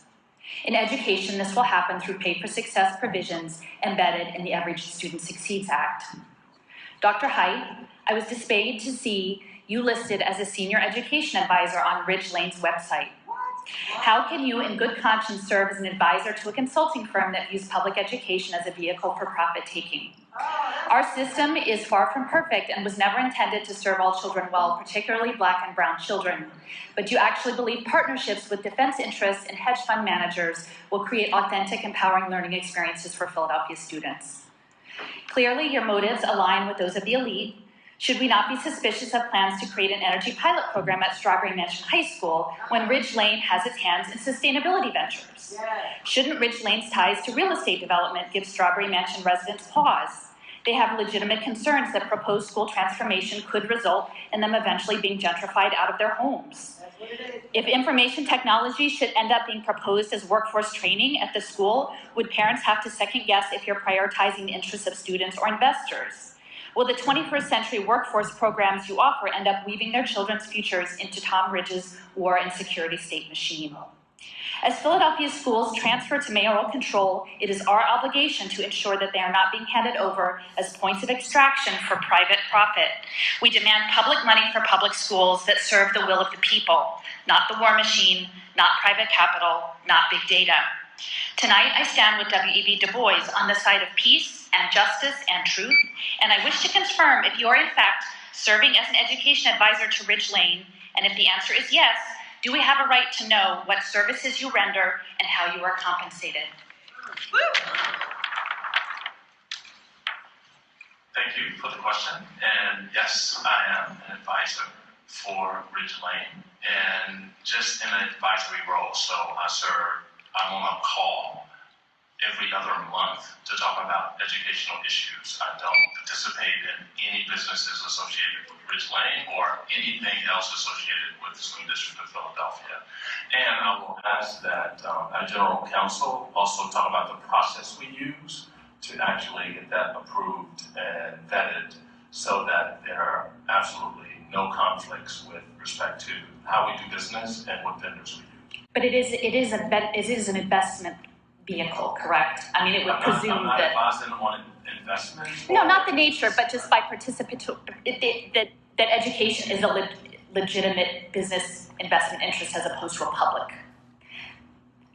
Ridge Lane creates a business sector about education. So there are other superintendents on the advisory board, as you recalled, and several college presidents who are there. And we talk about education. We talk about issues affecting education. Public education. We talk about education just in general. As an investment. I mean, No, it's an investment. No, but it's an investing company. It's a merchant banking company. This was carefully vetted. It was approved by the School Reform Commission. Dr. Hank serves in a limited role on an advisory board among many. It's a very limited. But it's a for-profit company. It's not a nonprofit board. He is not compensated. He receives nothing in return. He spends very minimal time on this, and it's a learning opportunity for us. It commits us to nothing, and it is purely advisory. So if I were to request the materials about that from an open records request, I could do an open records request for that information? Sure, if you submit an open a request, the department will respond to that. Is there a particular way I need to phrase it? That I don't know, you would have to. Okay, well, we can talk about that. Thank you. Okay, so you get the idea. They acknowledged that height was part of Ridge Lane, and I just want to show you the team. It changes some over time. Like I said, after I pointed out his involvement, he dropped off of the team. And actually, I think he was replaced by Tom Vander Ark for a while, which is formerly of Global Education Futures Forum, which I don't know that was necessarily an improvement. But I mean, he's correct. They were correct in saying that he's part of a much larger group that includes school superintendents and university presidents from all over. And it's not just education, remember. Oh, it's actually information technology, sustainability, education, and real estate. But sustainability is pretty much energy as part of that. So you've got Ridge, you've got R. Brad Lane, who's been at Stanford on some sort of visiting professor appointment with Stanford Graduate School of Education.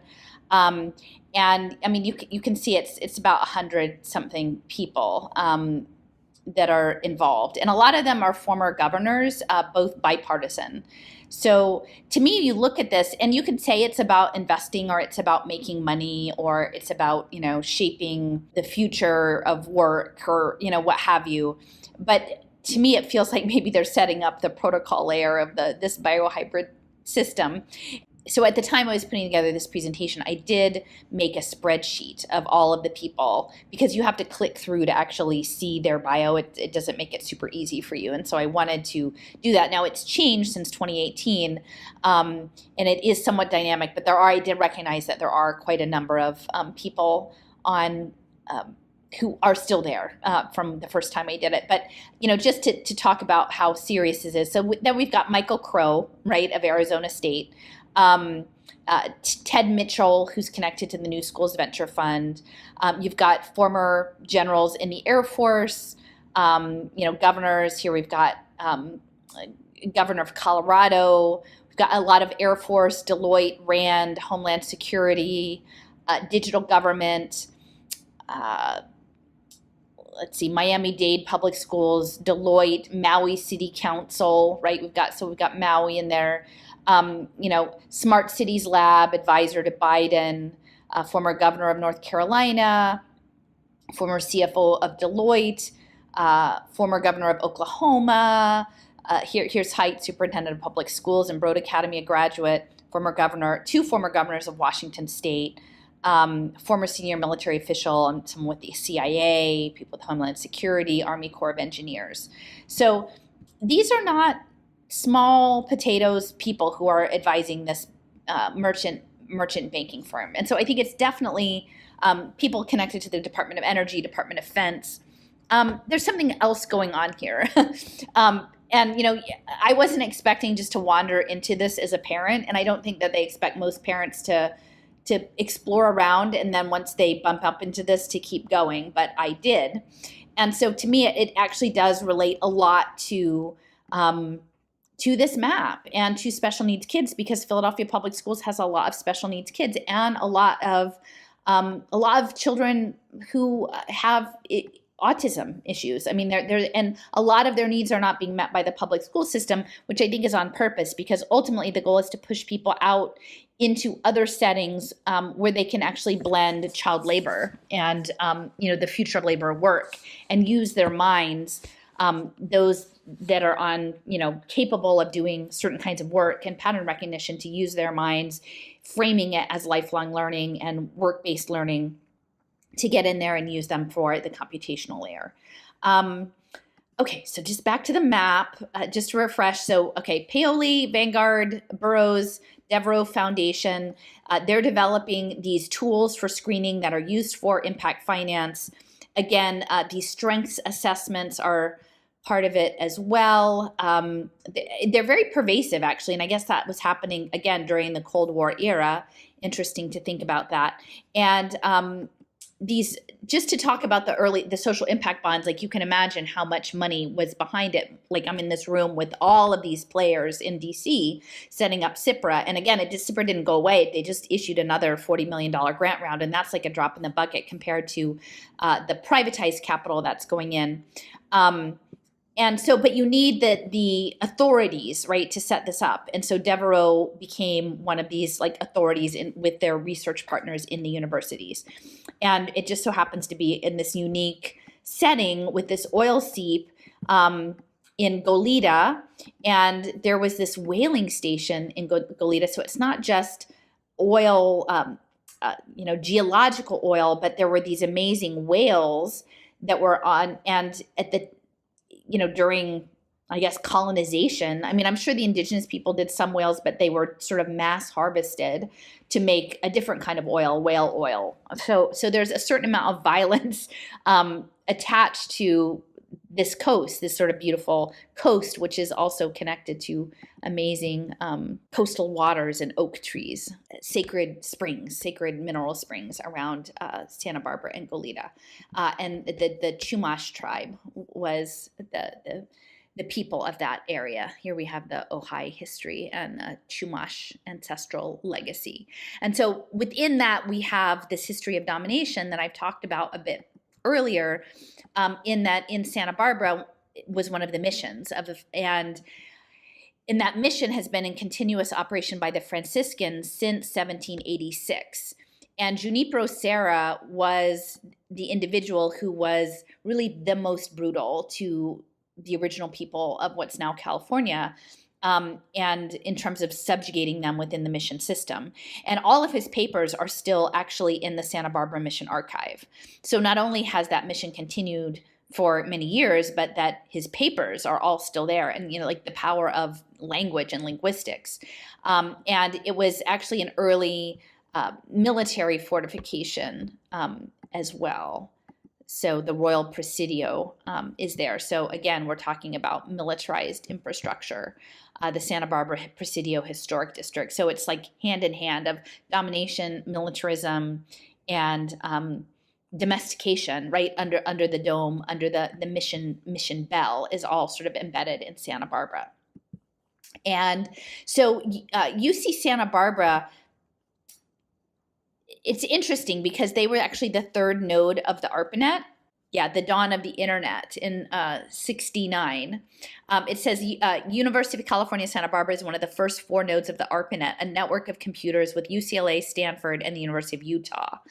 And this was the DARPA project. And you can see here, there's this little diagram of the network nodes. UCLA and SRI, which was the first transmission, the low transmission. And then later on, UC Santa Barbara was added on in University of Utah. But of course, the napkin sketch supposedly happened at the Alta Ski Resort in Salt Lake City. So that's super important. And I will just point out, Steffers had recommended to me, there was a 10-episode Netflix series. It's a number of years old now, I think, but it's called Maniac. And it's about 2 people sort of interfacing with the world and sort of, again, a little bit of multiverse, schizophrenia, different things. But going to Salt Lake City is sort of a theme through that show. So it's like a little hat tip to, what's going on there.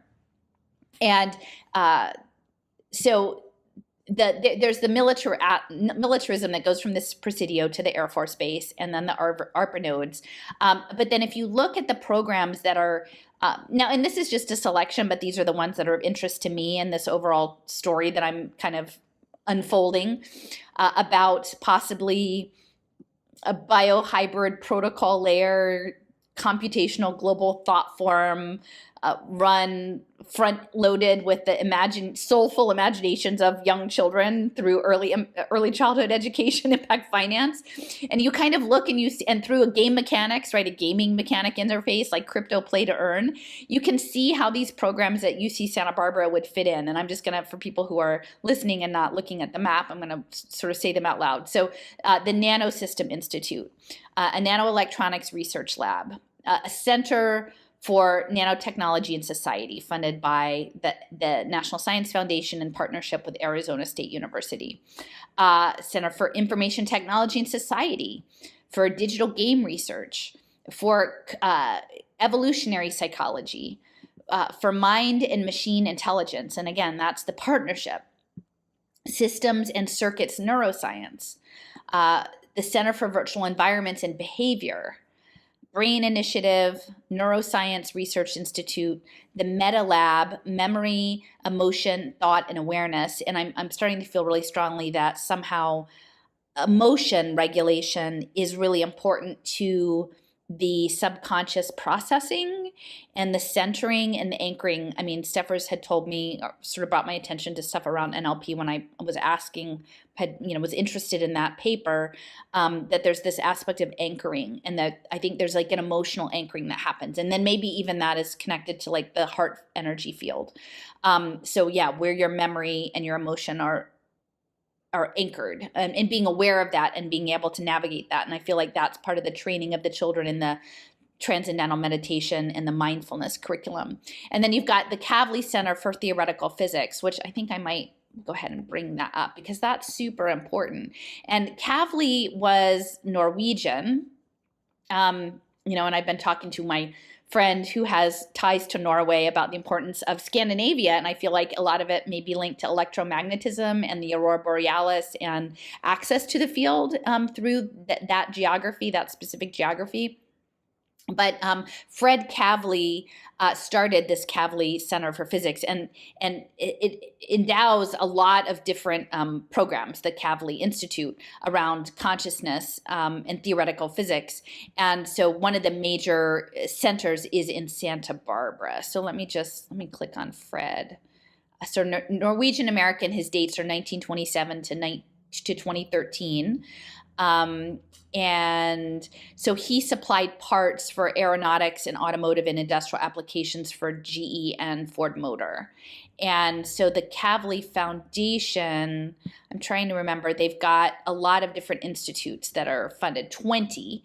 Astrophysics, and that's at Stanford, University of Chicago, MIT, Peking, Cambridge, University of Tokyo. Nanoscience, Cornell, Delft, Caltech, Berkeley, Oxford. Neuroscience, you've got Columbia, San Diego, Yale, Norwegian University of Science and Technology, Johns Hopkins, Rockefeller, and UC San Francisco. And then theoretical physics is Santa Barbara and University of Chinese Academy of the Sciences. So this Kavli is super, I've bumped up against it for quite often. Here it says the first president of it was a former president of Case Western Reserve. And Julius Stolman of the Foundation for Integrated Education, he was trying to operate the World Institute kind of in tandem with Case Western at the time. It says this guy, David Austin, the first president of the Kavli Foundation, was also working for Bell Labs.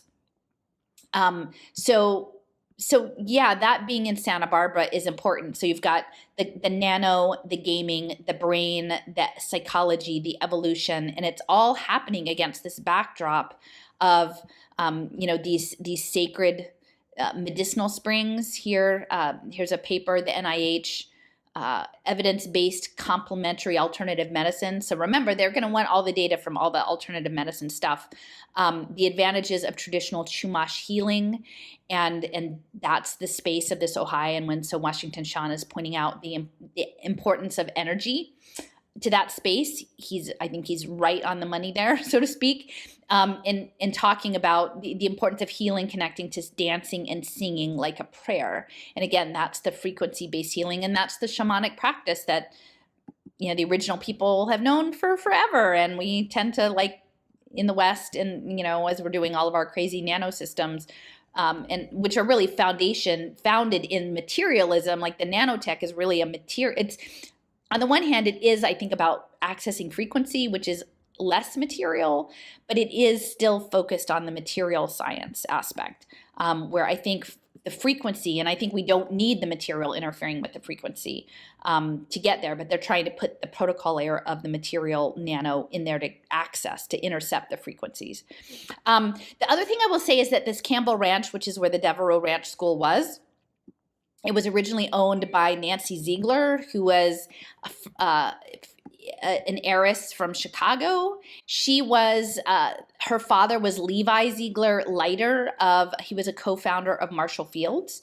And her brother-in-law, her sister's name was Mary Victoria Leiter. And she was married to this guy, George Curzon, who was the Viceroy of India. And he was a world traveler all over Persia, India, everything. And so if anyone was going to sort of be exploring different kind of worldviews, it would probably be this guy, George.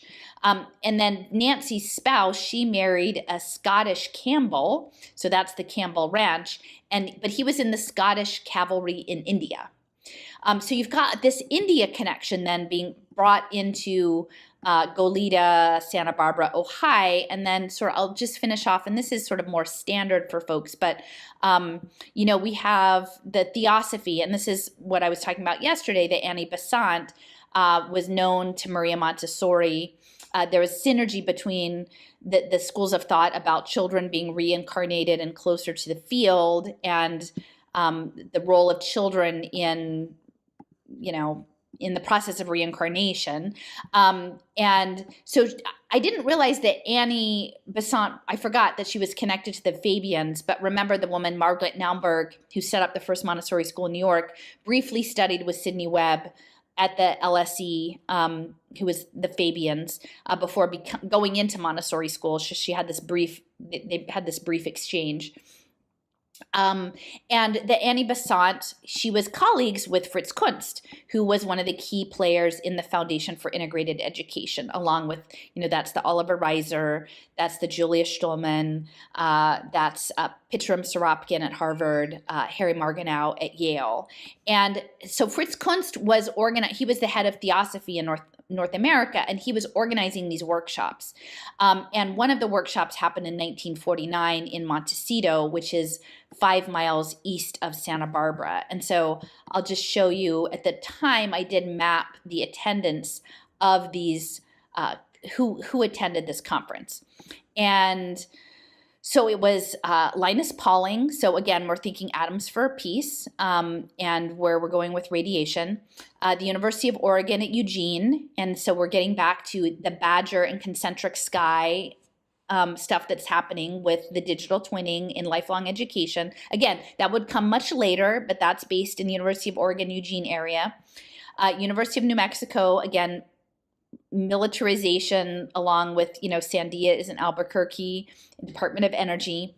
University of Redlands is interesting. So I'm gonna pause here, move over for a second. In my map so we were looking at some of the satellite GIS stuff, because that was sort of the close of his project, was looking at these space communication systems.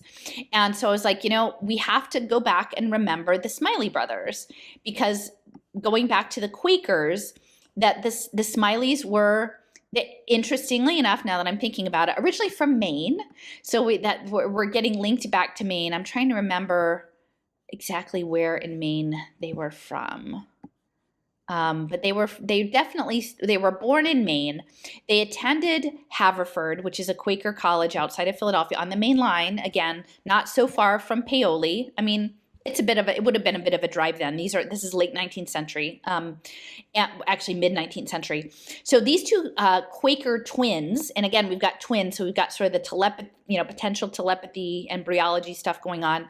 They established a resort in upstate New York called Mohonk House. And I think it's near New Paltz, actually. And then in the fall season, they would host these get-togethers of thought leaders to talk about social problems, like the Indians and Black communities. And it was, again, framed as progressive, but also incredibly paternalistic and, in my mind, very problematic. And so they would have, and they would talk about world peace, because, again, they're Quakers, so we have the American Friends Service Committee. And a part of this emerged this American Society of International Law and this idea of peace through legal dispute settlements and international arbitration, which ultimately connected through to The Hague and international justice and Andrew Carnegie, who came to Mohonk over here, and the Carnegie Peace Endowment, right? And so you've got the Carnegie Peace Endowment is also linked to the Japan Moonshot Project, and among other things. So if you imagine peace as homeostasis, and you imagine that you're going to achieve your homeostasis of the superorganism through a protocol layer of, automated law processes that might be tied to UN SDG 16, peace and justice, and then you might put it all on distributed ledgers and regulatory technology, you can kind of see how the Quaker stuff all fits in. Like, yeah, Friends Service Committee, but again, where is free will? Are we handing it in the name of world peace? Are we giving ourselves a digital lobotomy and forsaking actually evolving our own human skills to do peace without the intermediary of the AI protocol layer? Now, this comes back to that William Cullen was secretary of this law journal that came out of Mohonk House about the international arbitration, and he was a Quaker, and he was president of Earlham College in Richmond, Indiana.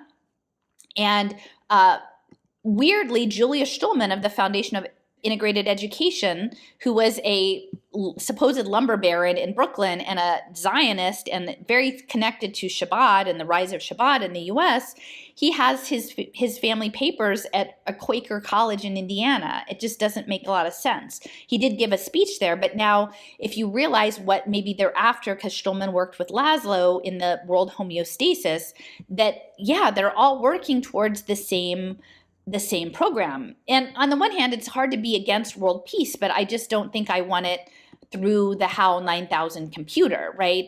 But you could see how it would all be framed through social justice, because the Smiley brothers were working on the Negro question, quote unquote, and the Indian conferences and influencing federal Indian policy. So that they wanted to solve the problems, but solve it in a way that would still advantage their worldview. And so where does this all fit into Santa Barbara? Well, when you look at Montecito, when you see that someone was coming from University of California, Redlands, eventually their winter home of the Smiley brothers, because upstate New York is too cold, they went to Redlands, California, and the largest employer in Redlands today is the Environmental Systems Research Institute, or ESRI, which holds 40% of the global GIS market.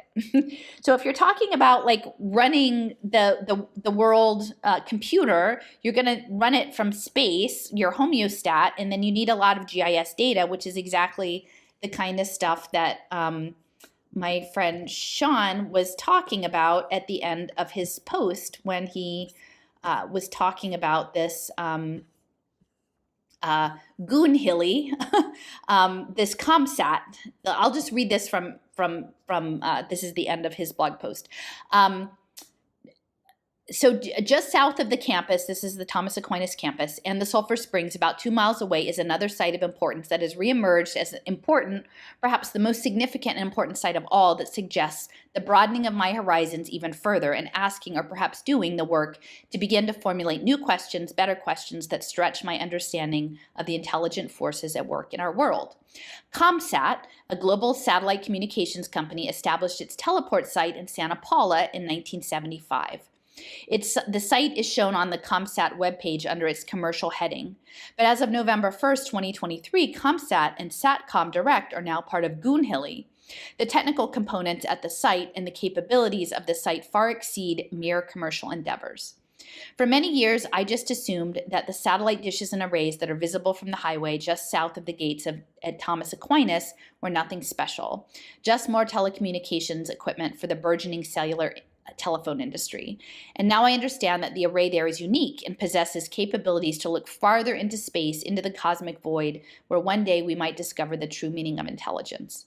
Goonhilly is, quote, one of the world's premier space communication gateways, providing control and uplinks for satellites and deep space missions. With the recent acquisition of ComSat teleports, including the Santa Paula site, Goonhilly is expanding, quote, all communication service offerings from Leo, low Earth orbit, think about our friend Leo, right through commercial GEO to lunar and deep space. Goonhilly's first site was located at Goonhilly Downs near Helston on the Lizard Peninsula in Cornwall, England, under a 999-year lease from British Telecom. It was one of the largest stations in the world at its inception and still possesses some of the most advanced capabilities on the planet. Its parabolic dish, nicknamed Arthur, was one of the first of its kind. Its current largest dish, called Merlin, is equally impressive in the modern era. Now connected to the Santa Paula site next to Thomas Aquinas College and others around the Earth, Goonhilly has positioned itself in many ways as its own kind of keeper or guardian of our ability to move from one dimension to the next. Goonhilly maintains the flow of information as it is transformed from the physical into the digitized atoms and bits, parceled out and scattered into the heavens. And as the information slowly coalesces and comes back together again, it is Goonhilly that is now positioned to monitor and carefully watch over our access to intelligence and information as we pursue our rightful place in existence among the higher realms. So well said, Sean. And so again, I'm thinking about Redlands, Esri, and the fact that here we're back at the map at Montecito, which is outside of Goleta and Santa Barbara, not far from this area that we're talking about. The University of Redlands, California, was represented at that conference in 1949. And we've also got Oklahoma A&M and Stillwater. And again, Oklahoma is sort of a center of a lot of the human capital finance, especially in Tulsa.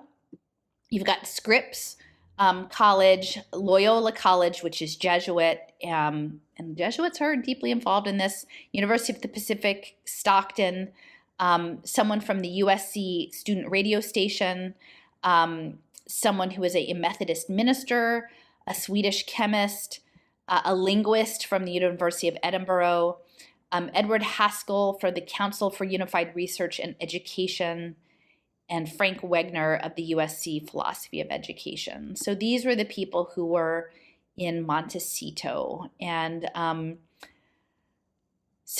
Fritz Kunst had that all set up. And so in this space in Ojai, which again it's about 45 minutes from Santa Barbara, it was a center for theosophy development, and Jiddu Krishnamurti, as Sean has pointed out, had one of his transformational experiences there. Krishnamurti, from what I understand, Annie Besant took custody of him against his father's will in 1909 and sort of christened him the next Messiah, and was totally inappropriate. Krishnamurti repudiates theosophy, but still stays in Ojai in 1929 as a young man. When Annie Besant took custody of Krishnamurti, that's when there was a break with Rudolf Steiner from theosophy and creating anthroposophy. Now, Raoul has looked into some of this early aspects of Steiner, and Steiner himself is a problematic figure, and Raoul's research into that, I think he didn't get all the way through. Like, he started and he has more that he wanted to uncover, but it's mostly for patron access only, so not everybody can see it. But ultimately, what I remember reading from his research, because a lot of the Steiner work is actually in German, it's not all translated, is that it wasn't simply that Steiner thought it was inappropriate for someone to come and take charge of a minor, but that it was this break between Eastern and Western, and that it had racial implications, and that Steiner wanted more of a pure European approach. And so it wasn't all just that Steiner was worried about him, like Krishnamurti as a young man, that it was that he didn't actually want the worldview that he was holding didn't really have room for Eastern ways of being.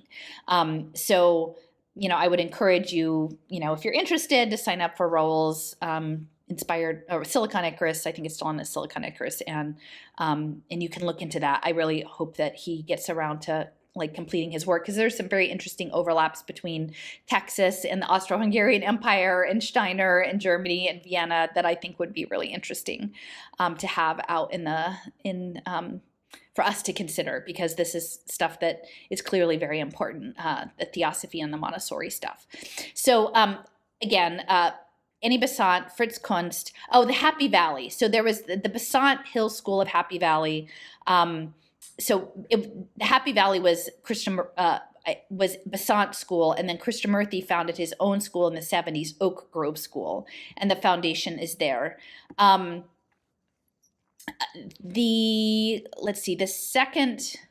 So Charles Leadbeater was also in Adyar, and then he has these ties to the liberal Catholic Church in Australia. Just sort of walking through the rest of the map. The Theosophical Society had its sort of big public outing in the US in 1893 at the Parliament of World Religions, I believe. So they were participating there. And then the Baha'i were there as well. So then again, that overlaps with Laszlo. Blavatsky co-founded the Theosophical Society movement. And again, she was a mystic and she was doing channeling. She has this tie to Philadelphia, in that she lived in West Philadelphia in a townhouse that's just next to the Penn campus. That's now the site of the White Dog Cafe, which was in the 80s sort of the first farm-to-table restaurant. And the owner of that restaurant, Judy Wicks, is like a leader in the sustainability and local economy movement. So we can kind of, but there's questionable aspects of that. And this building that she was in, the White Dog Cafe, this townhouse on Sansom Street, is pretty much like at this node between Wharton, the Penn Graduate School of Education, the Worcester Institute, the computing building of ENIAC, and the Nanotechnology Center, right? So we've got this whole vortex around the townhouse of Blavatsky in Sansom Street. And a national secretary of the Theosophical Society was Foster Bailey, who was married to Alice Ann Evans Bailey. And they worked in Crotona in Hollywood. There was the Crotona Institute of Theosophy that was in Hollywood, and then they relocated to Ojai at some point. So there's this Hollywood connection.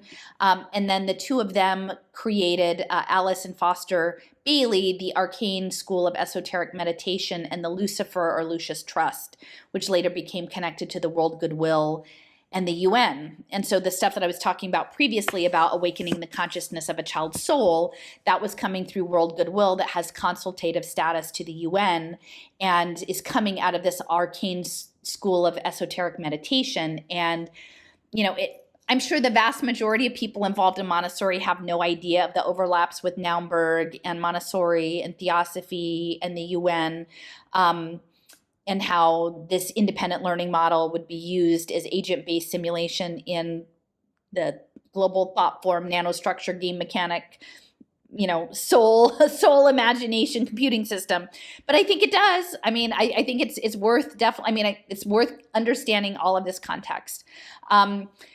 So I think that about does it in terms of me going over this map, but I had been wanting to do it for some time, and Sean's post that was talking about this amazing landscape again, the photographs are, it's just really quite a gift to look and see have a window into this beautiful landscape and the way in which humans being in this landscape with all of the other beings, the rock beings and the trees, and actually spending time to live in that, just not passing through, and the role of the Aquinas College is the gatekeeping. I will also say, let me see if I can pull up. So the Aquinas College has this New England campus that started fairly recently, like in just 2019 or something like that. Yeah, 2019. And so it's interesting. It's in Northfield, Massachusetts. And so I'm just going to pull up the map in terms of gatekeeping. So you can see it on the map. So here's Aquinas College in, so we've got like Massachusetts, right? And it's right on this border with, I guess, is that New Hampshire? Okay, and this is Northfield, and so we initially we got to talking about this because we were talking about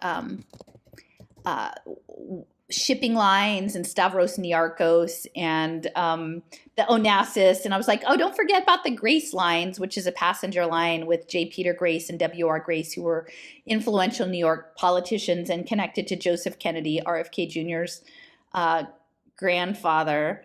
And so the Graces were involved in creating this Trappist Abbey, which is outside of Worcester, Massachusetts. And it's about an hour's drive up to Northfield, so not too far.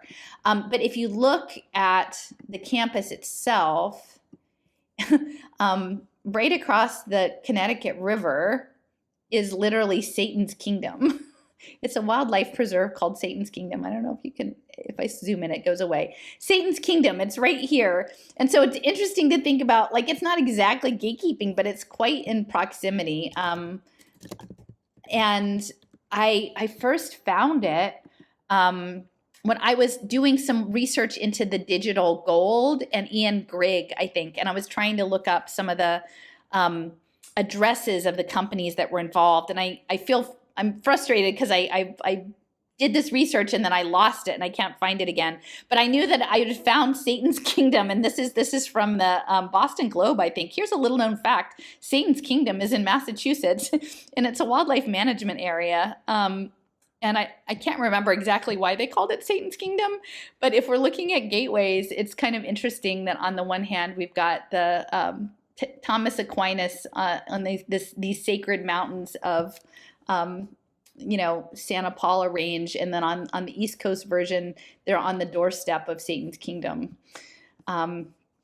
So anyway, thanks for joining in. I'm going to just knit this together and put this back, and at least then I have an interpretation of this map and this strange connection between Vanguard, Burroughs, and the Deo Foundation and their weird mythology at the Vanguard campus, and the through line to Santa Barbara and nanotech and game mechanics and evolutionary psychology, overlapping with theosophy and the Foundation for Integrated Education in the mountains, the sacred mountains of the Chumash with their hot springs and oaks. And, what exactly is going on? Because even with the oaks, I will just say the oaks were really important. And the oaks were decimated, I think. I mean, they were all cut down. Maybe not all of them, but a lot of them. And because I think plants and plant medicine and this relationality is really important. But it doesn't have the oaks. But I remember when I was doing this research, here's a short video about uses of acorn and oak leaves. Acorns have a high fat content and also contain vitamins and minerals that are good for us, making them a great food source. However, they also contain toxic tannic acid that make them inedible.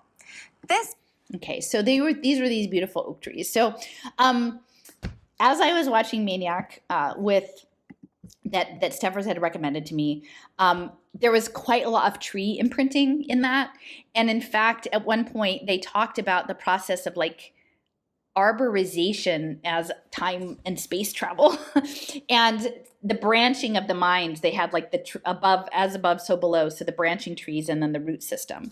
And so I do sort of think about the whole trees and forests and communication are part of this puzzle in some ways. And it seems like this particular geographical area has so many overlaid stories about consciousness and ritual and communication and beingness through plants, through mineral waters. Again, if you imagine our body as technology, as a bioelectric technology, and how we interface with the world, and then you look at the history, and then you look and see what UC Santa Barbara has been up to in the area of memory and brain and games and nanoelectronics, and then you've got the Junipero Serra, the essentially indigenous genocide, and all of his papers being there. It's it's a lot to think about, guys. So anyway, thank you, Washington Sean, for your work and sharing your lived experience in this space. And I hope hopefully this map adds to our understanding of these strange linkages across time, because no one would probably expect the main line of Philadelphia to connect over to oil seeps and hot springs and consciousness explorations, but seemingly I guess they actually do, at least in my mind maps. So thanks everyone for joining in. All right, bye-bye.